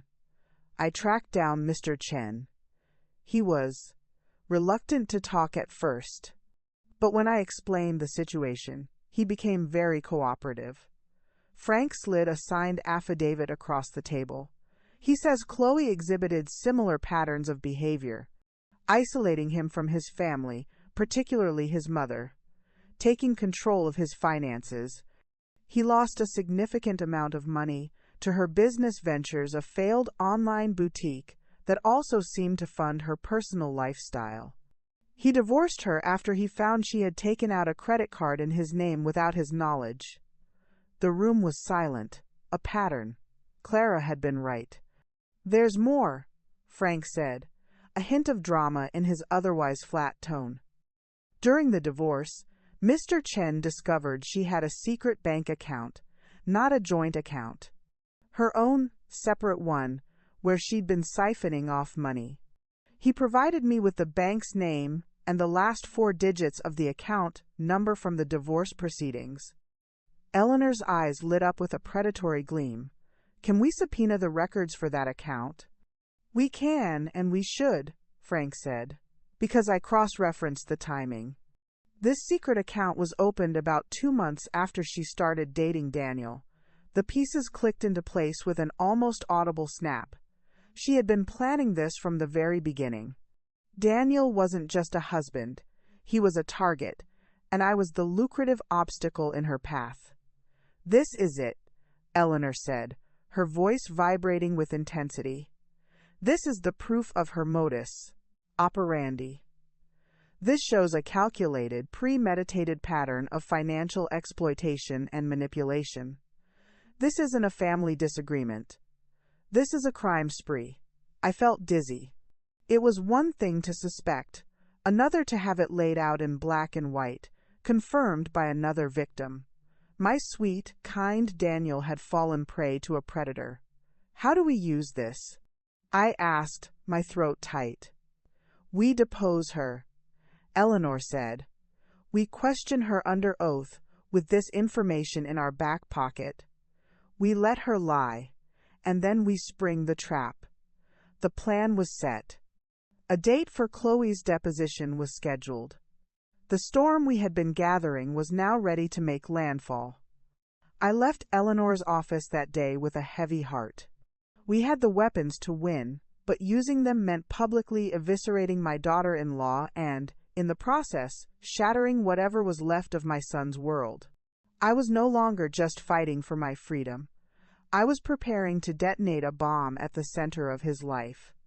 The cost of my victory was going to be astronomically high, and I was the one who would have to pay it. The week before Chloe's deposition was a study in suspended animation.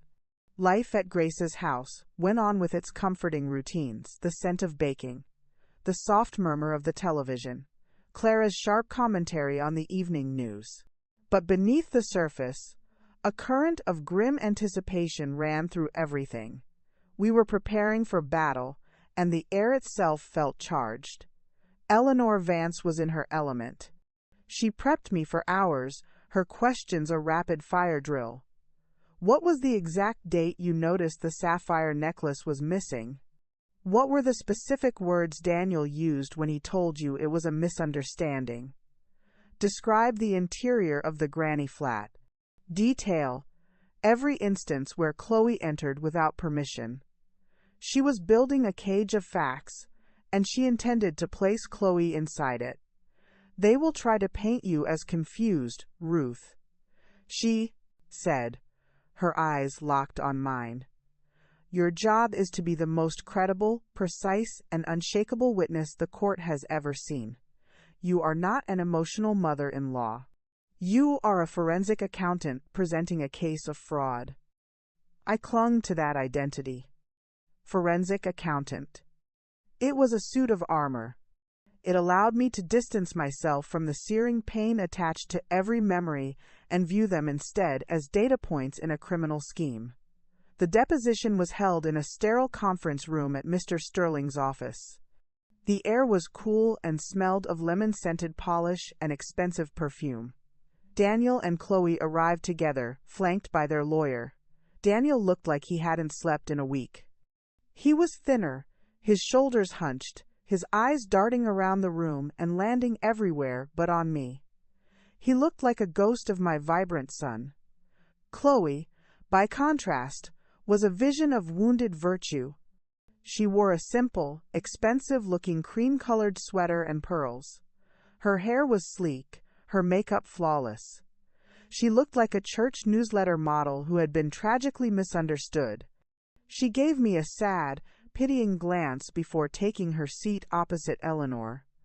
I sat next to Eleanor, my back straight, my hands folded on the table in front of me. I wore a simple, dark blue suit I'd bought for the occasion. I looked capable, sober, and sane. The court reporter swore Chloe in. The video camera, a small, black, unblinking eye, began to record. Eleanor began softly, almost conversationally. She established the basics: Chloe's name, her marriage to Daniel, the timeline of our relationship. Chloe answered in a clear, measured voice, lacing her responses with little sighs of exasperation, as if this were all a tedious, baseless formality. Then Eleanor shifted. Miss Miller, let's talk about your business, Vivid Concepts, LLC. How many clients has Vivid Concepts had in the last 3 years? Chloe's smile was condescending.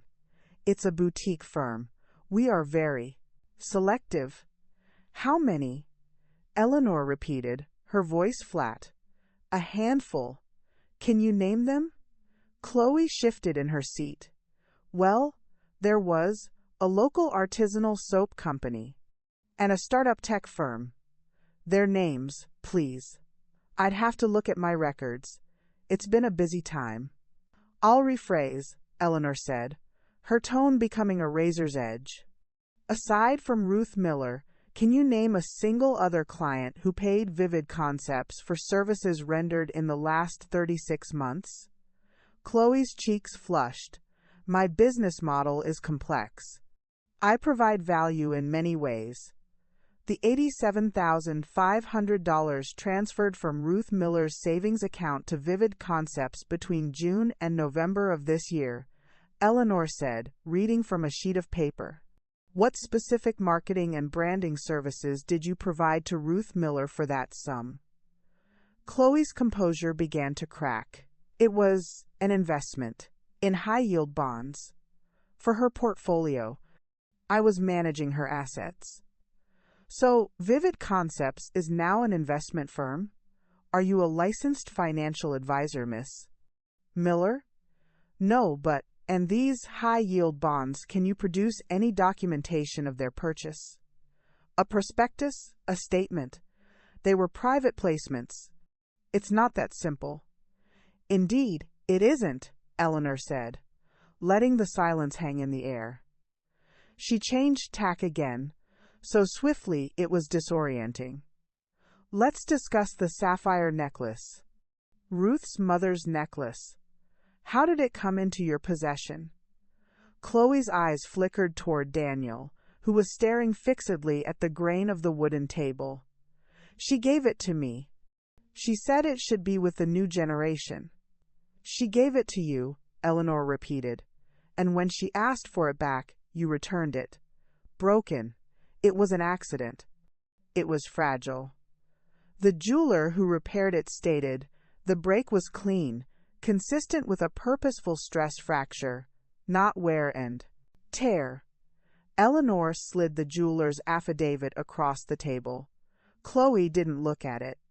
He's mistaken, she whispered, and the decision to move Ruth into the granny flat.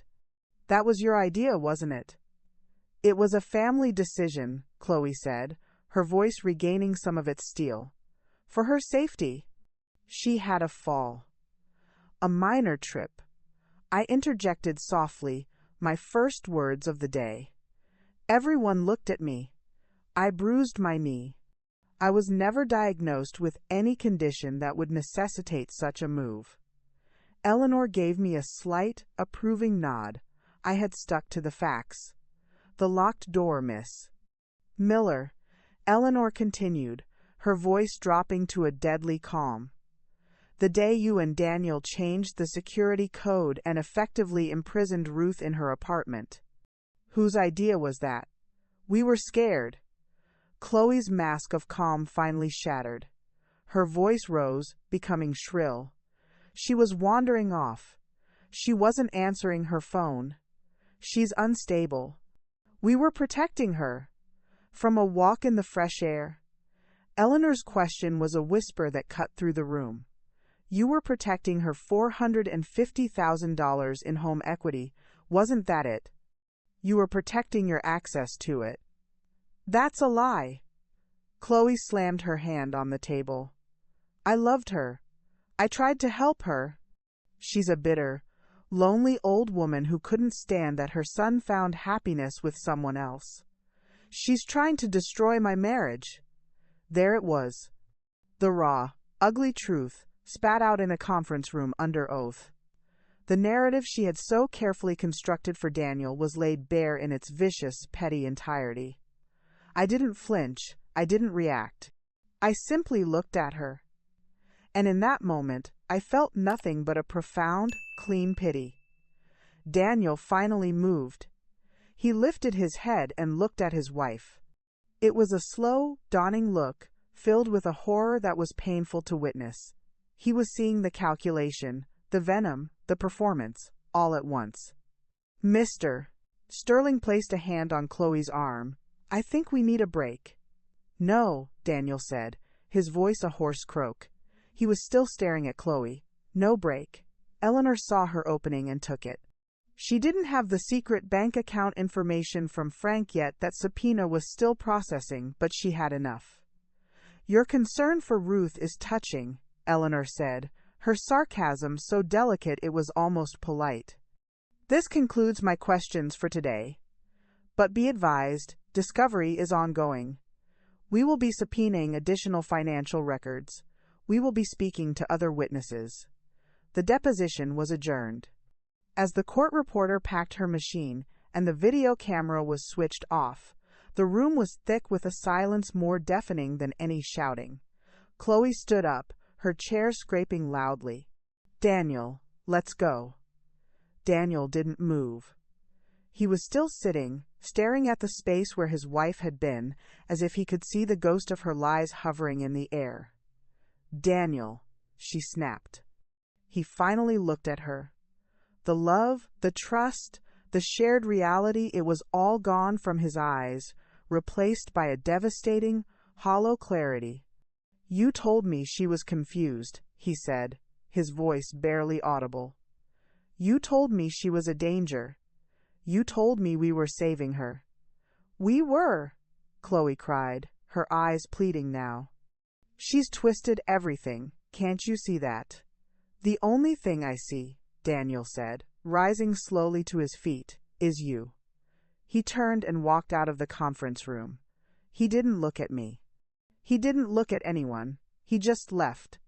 Chloe stood alone for a moment, her flawless composure in ruins, her lies exposed in the unflinching fluorescent light.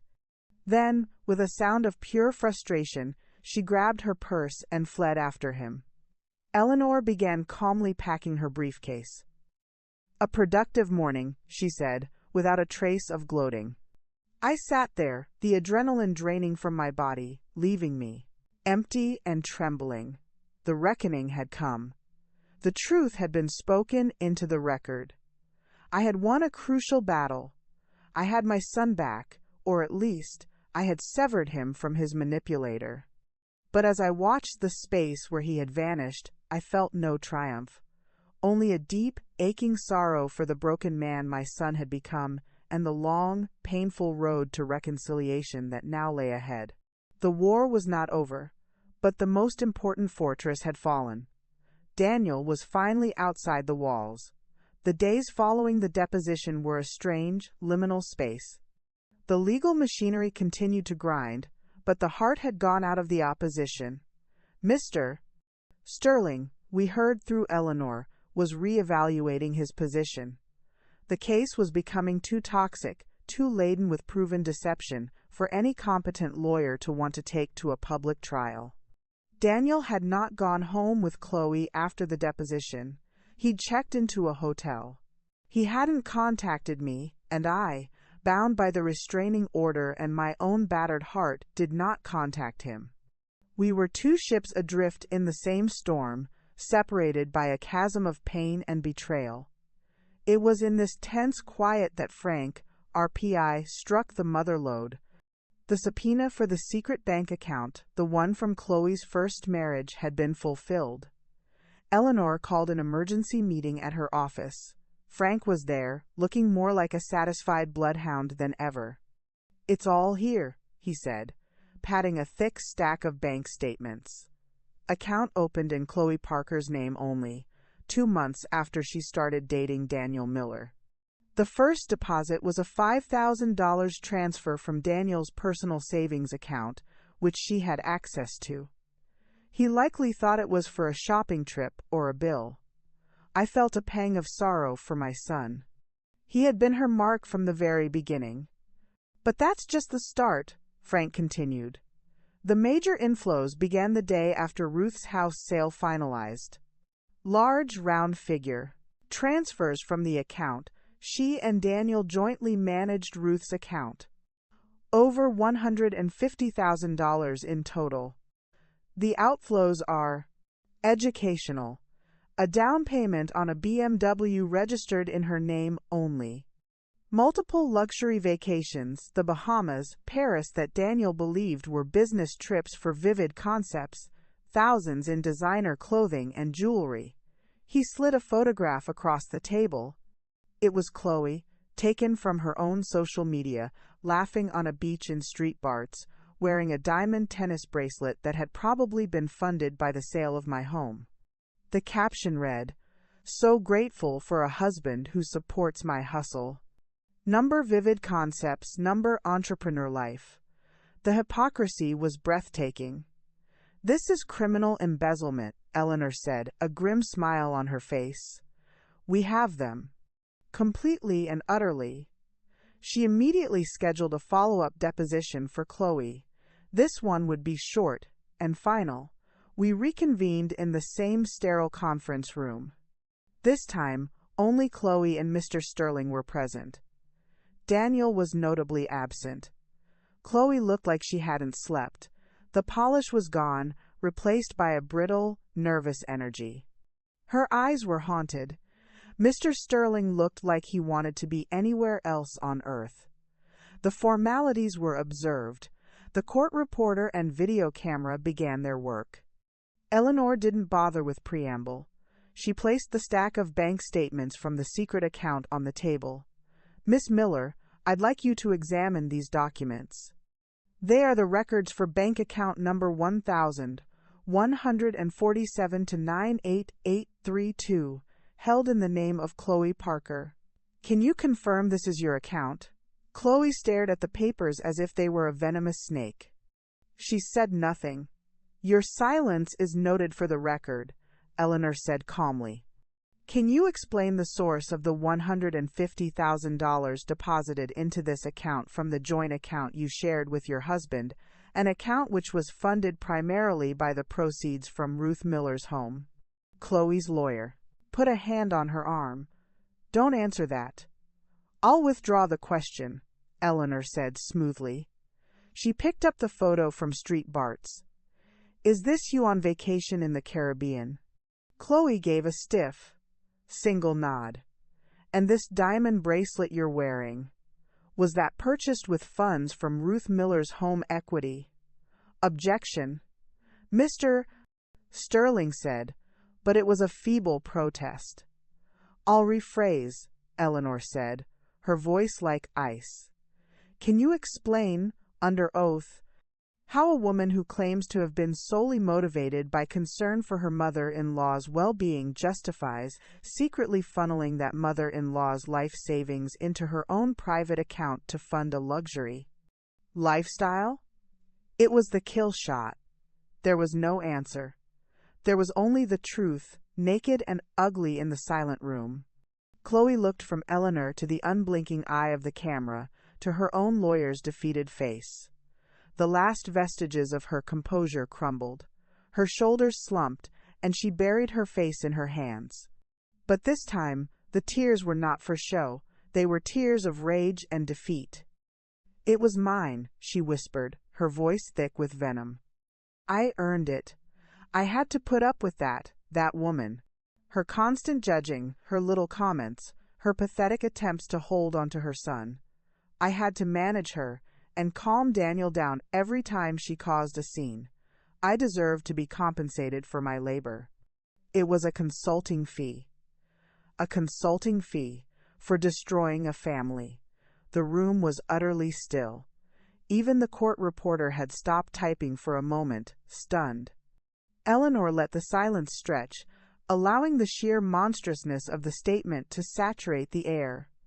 "Thank you, Miss Miller," Eleanor said, her voice devoid of all emotion. "That will be all." The deposition was over. It had lasted less than 15 minutes. As we stood to leave, Chloe lifted her head. Her face was blotchy, her eyes red-rimmed and full of a hatred so pure it was almost fascinating. "He'll never forgive you, you know." She spat at me, her voice a low hiss. "You might have won this, you miserable old bitch, but you lost your son. You think he'll ever be able to look at you and not see the wreckage of his life? You did this, you." Her words were meant to be a final, poisonous dart, and they found their mark. A cold dread seeped into my bones. Was she right? Had I, in fighting for my own survival, destroyed any chance of having a relationship with my son ever again? Mr. Sterling quickly ushered her out of the room, leaving Eleanor and me alone. "Don't listen to her, Ruth," Eleanor said, placing a steadying hand on my arm. "She's a toxin, and that's her last attempt to infect you. Daniel's life wasn't wrecked by you. It was wrecked by her. You just turned on the lights so he could see the ruins." I knew she was right. Logically, I knew it. But the heart isn't always logical. The image Chloe had painted of a son who would forever resent me for showing him the truth was a haunting one. We had the unmasking. We had the confession, in all its ugly glory. The legal victory was now assured. The lawsuit would be settled. The money would be returned. Justice, in the eyes of the law, would be served. But as I walked out of that building, I felt the weight of a different kind of reckoning yet to come. The reckoning of a mother and a son, standing in the ashes of a life that had been built on lies, wondering if there was anything left between them worth saving. The war for the money was over. The war for my son's heart had just begun. The silence after the unmasking was the loudest I had ever known. It wasn't the peaceful quiet of Grace's home. It was a heavy, waiting silence, full of the echoes of Chloe's venom and the ghost of my son's shattered world. Eleanor worked swiftly in the aftermath. With Chloe's deposition testimony and the bank records, Mr. Sterling had no leverage left. He contacted Eleanor with an offer, full financial restitution, plus a significant sum for emotional damages in exchange for dropping the lawsuit and a confidentiality agreement.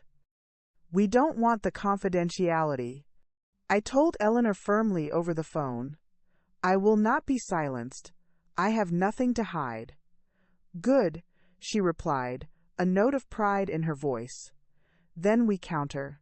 Full restitution, the emotional damages, and a formal, public apology from Chloe, to be approved by us, delivered in writing."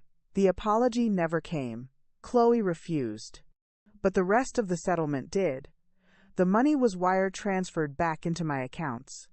The legal documents were signed, officially ending the case. It was over.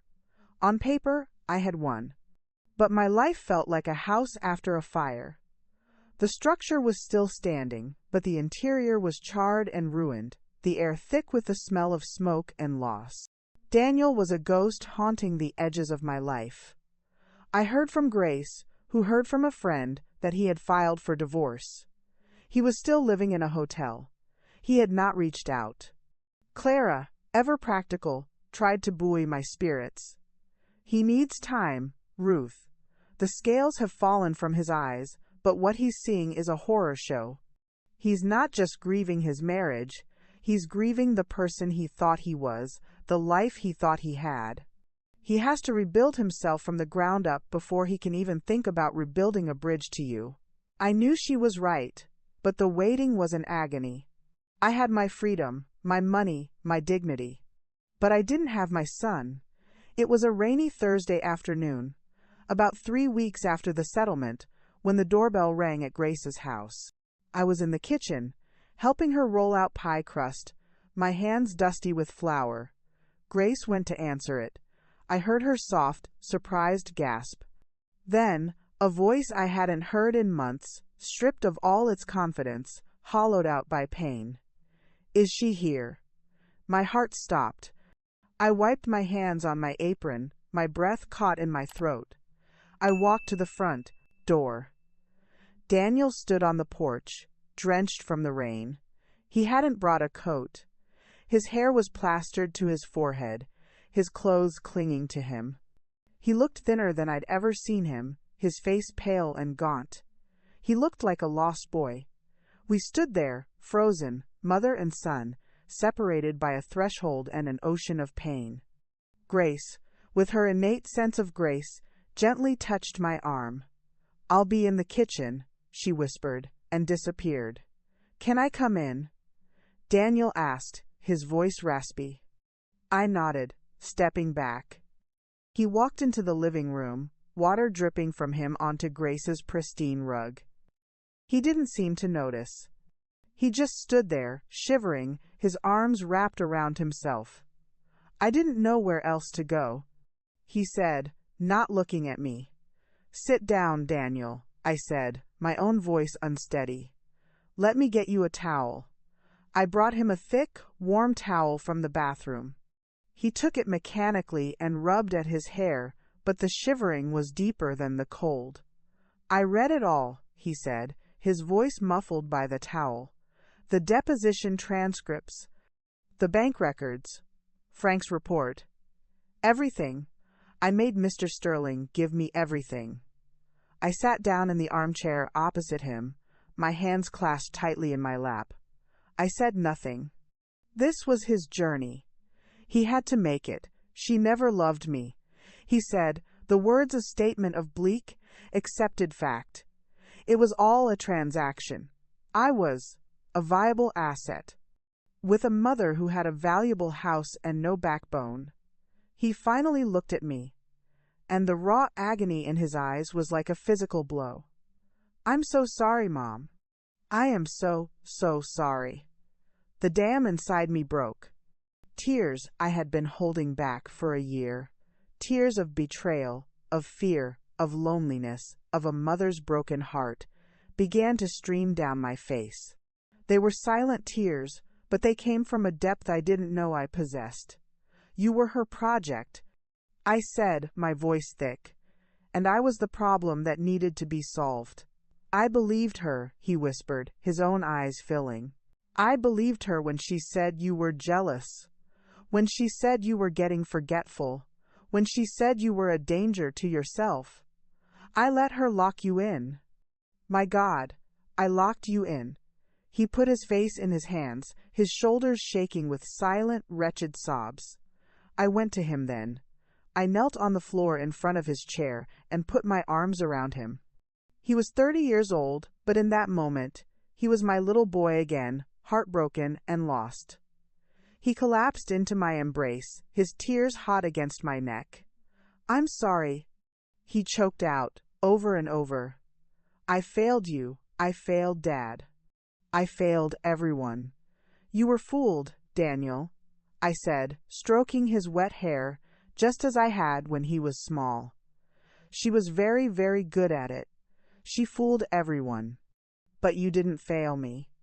You're here now. That's all that matters. We stayed like that for a long time, kneeling on the floor, the rain drumming against the windows, the past year washing over us in a flood of grief and regret. It was not a happy reunion. It was a painful, necessary surgery, lancing a wound that had been festering for far too long. When his tears subsided, he pulled back, wiping his face with a towel. The things she said to you, in the deposition. That you were a bitter, lonely old woman. He shook his head, his expression tormented. How do you ever forgive me for letting someone say that about you? For thinking it myself? Because I'm your mother, I said simply, and because you're seeing the truth now. That's the only thing I ever wanted. We talked for hours. He told me everything. How Chloe had slowly, insidiously, rewired his brain. How she would cry after we had a perfectly normal phone call, claiming I had been cold to her. How she would present her manipulations as logical, compassionate solutions. How she had created a world where she was the only one he could trust, and I was the unstable, emotional variable. I feel like I'm waking up from a nightmare, he said, his voice exhausted, but the nightmare was my life. I know, sweetheart, I said. I know. He didn't stay the night. The emotional toll was too great. But before he left, standing at the door, he turned to me. The granny flat. Your things. I'll have everything moved into storage. You can decide what you want to do with it. And the house. Our house. I'm selling it. I can't go back there. Where will you go? I asked. I don't know, he admitted. But I'll figure it out. On my own. He managed a weak, heartbreaking smile. I think I need to learn how to be Daniel again. He hugged me, a real hug, tight and full of a sorrowful love. I love you, Mom. I love you too, Daniel. Always. I watched him walk back out into the rain, a solitary figure heading toward an uncertain future. But he was walking away whole, and he was walking away free. The scales had not just fallen, they had shattered, and in their place was the painful, brilliant light of the truth. It was a light that had scorched us both, but it was the only light that could guide us home. Reconciliation is not a single event. It is a landscape you must slowly, carefully learn to navigate together. The map is redrawn every day. Some paths are smooth. Others are still littered with the rubble of the past. Daniel rented a small, sparse apartment downtown. It was the opposite of the curated showroom he had shared with Chloe, a blank canvas. He started therapy, something he told me with a new, vulnerable honesty that both broke and healed my heart. He was learning to deconstruct the narrative Chloe had built for him and reassemble his own. We began having dinner once a week. They were quiet, tentative affairs at first. We talked about safe things, the weather, a book I was reading, his work. The ghost of Chloe sat at the table with us, a silent, brooding presence. We were both tiptoeing around the craters she had left in our lives. One evening, over a pasta dish I'd made that he'd always loved, he put down his fork. "She drained my savings, too," he said, his gaze fixed on his plate.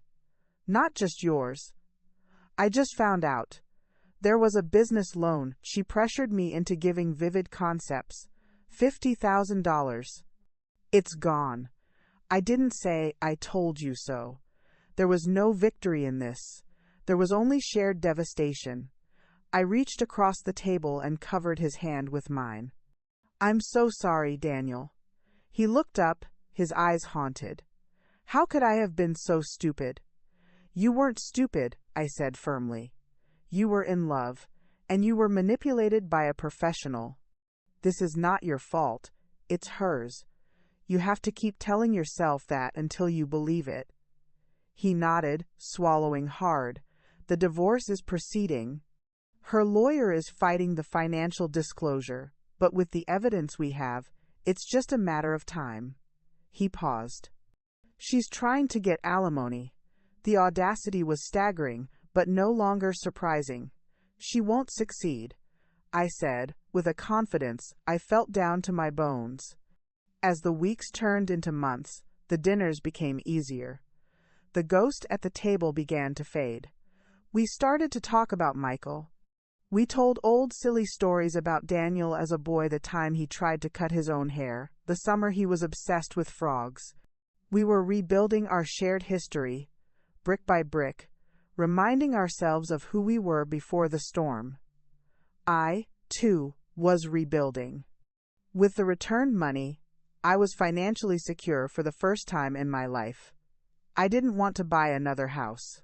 The thought of being tied to a mortgage, to walls and a lawn, felt suffocating.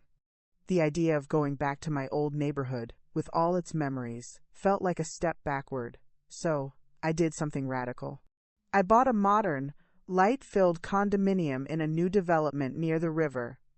It had huge windows, a balcony, and no history. It was mine. I hired an interior designer, a fierce, creative woman who laughed with delight when I told her I wanted color. We painted the walls warm terracotta and deep sea glass green. I filled it with my own salvaged furniture from storage and bold, new pieces of art that spoke to me.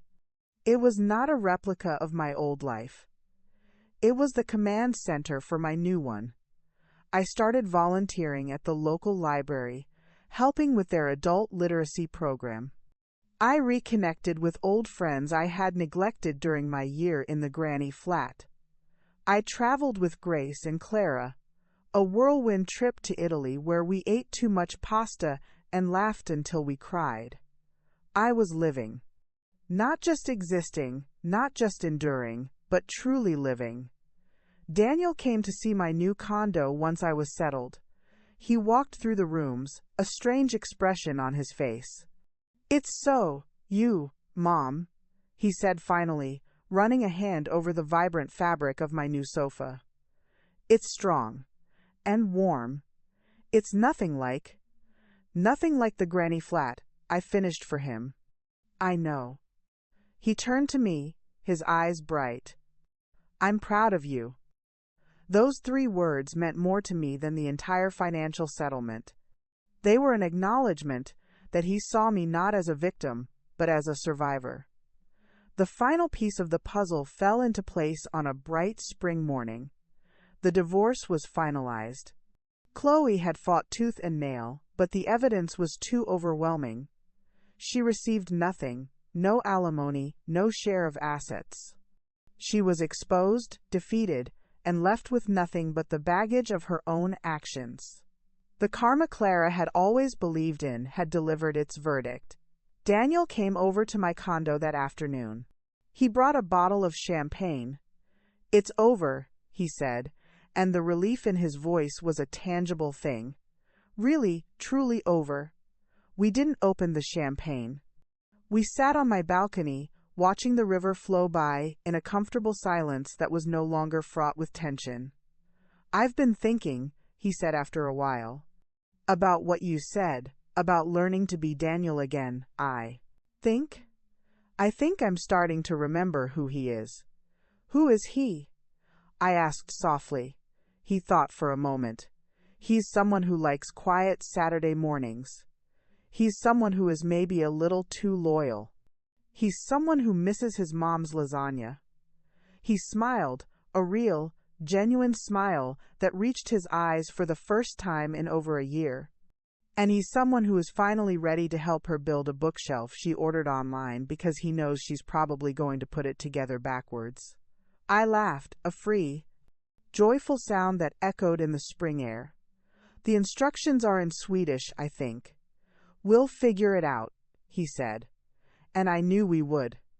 The fire had ravaged us, reducing our old relationship to ashes. But from those ashes, we were carefully, tenderly, gathering the warm, glowing embers, the shared memories, the hard-won truths, the enduring, unbreakable love of a mother and her son. We were using them to build a new fire, a smaller, quieter one, but one that would burn cleaner and brighter than before. The storm had passed. We were standing in the aftermath, bruised but unbroken, and we were finally ready to begin again. There's a certain peace that comes not from the absence of storms, but from having navigated through them and found your own 2 feet still planted firmly on the ground. It's a quieter, more profound happiness than the kind I knew before. It's not gilded, it's earned. It's the wisdom of the wound. It's a year to the day since I climbed out of that window. I'm sitting on my balcony, the one Daniel and I eventually assembled with a lot of muttered curses and triumphant laughter. The sun is warm on my face, and my terracotta walls glow behind me. A copy of a new novel rests in my lap, but my eyes are on the river, watching the light dance on the water. This is my life now, chosen, curated by me. Daniel is coming for dinner tonight. We have a standing date, every Thursday. Sometimes we cook together, sometimes we order takeout. We talk about his work, my volunteering, the book I'm reading, the woman he's started seeing, a sharp, kind architect he met at a community cleanup project. He talks about her with a cautious, hopeful tenderness that makes my heart swell. He is learning to trust his own judgment again. The doorbell rings, pulling me from my thoughts. It's a little early for Daniel. When I open the door, I find both Grace and Clara standing there, beaming. "We were in the neighborhood," Clara announced, which was a lie, as they lived across town. "We brought pie," Grace said, holding up a familiar bakery box. "And we wanted to see how you were doing. On today of all days." They remembered. Of course they remembered. My eyes misted over as I ushered them in. We settled on the balcony with slices of still warm apple pie and cups of tea. The conversation was easy, flowing from topic to topic. But I could feel their gentle, unspoken question hanging in the air. They had been my rocks, my army. They had seen me at my most broken. They wanted to know, a year on, if I was truly healed. I put my teacup down and looked at them, these 2 women who had shaped me, who had fought for me. "I've been thinking," I began, my voice soft, "about the whole, terrible mess, and what I've learned from it." Grace leaned forward, her expression warm and encouraging. Clara simply watched me, her sharp eyes missing nothing, a slight, approving tilt to her head. I learned that the most dangerous stories aren't the ones other people tell about us, I said, but the ones we start to tell ourselves. I started to believe I was a burden, that I was forgetful, that my wants were inconvenient. I let Chloe's narrative become my own. And that was the real prison. The locked door was just a symbol. Clara gave a firm nod. The mind is the first and last battlefield. I learned that love shouldn't cost. Your voice, I continued, my gaze drifting back to the river. That when someone says, I'm doing this because I love you, but their actions make you feel small or scared or silent, that isn't love. It's control. Love should make you feel bigger, not smaller. It should be a sanctuary, not a cage. Grace reached over and squeezed my hand, her eyes shining. And I learned about money, I said, a wry smile touching my lips. I always thought of it as a practical thing, a means to an end. But it's not its independence, it's choice. It's the power to say no and have it mean something. Letting someone take that from you isn't just a financial loss. It's a surrender of your sovereignty. I will never, ever give that away again. The three of us sat in a comfortable silence, the truth of my words settling around us. But the biggest lesson, I said, my voice dropping to a near whisper, was about forgiveness. For a long time, I thought forgiving Daniel meant pretending it never happened. That if I just loved him enough, the pain would vanish, and we could go back to the way we were. And can you, Grace asked softly, forgive him? I thought of the man my son had become over this past year, humbled, thoughtful, fiercely protective of his own peace and mine. I thought of the way he now listens, truly listens, when I speak. I thought of the profound, hard-won respect that now underpins our love. I have forgiven him, I said, but not by forgetting. I've forgiven him by understanding. I see the manipulated, lovesick young man he was, and I see the wiser, stronger man he is now. The betrayal is a scar. It will always be there, but it's a part of our story now, not the end of it. Forgiving him was a gift I gave to myself, so I could stop carrying the weight of that anger. And her? Clara asked, her tone neutral. Chloe. I took a deep breath. This was the hardest part. I don't think about her often, but when I do, I don't feel rage anymore. I feel a distant pity. She is a hollow person, Clara. She has to take from others to feel full. She will spend her entire life building facades, and they will keep crumbling because they have no foundation.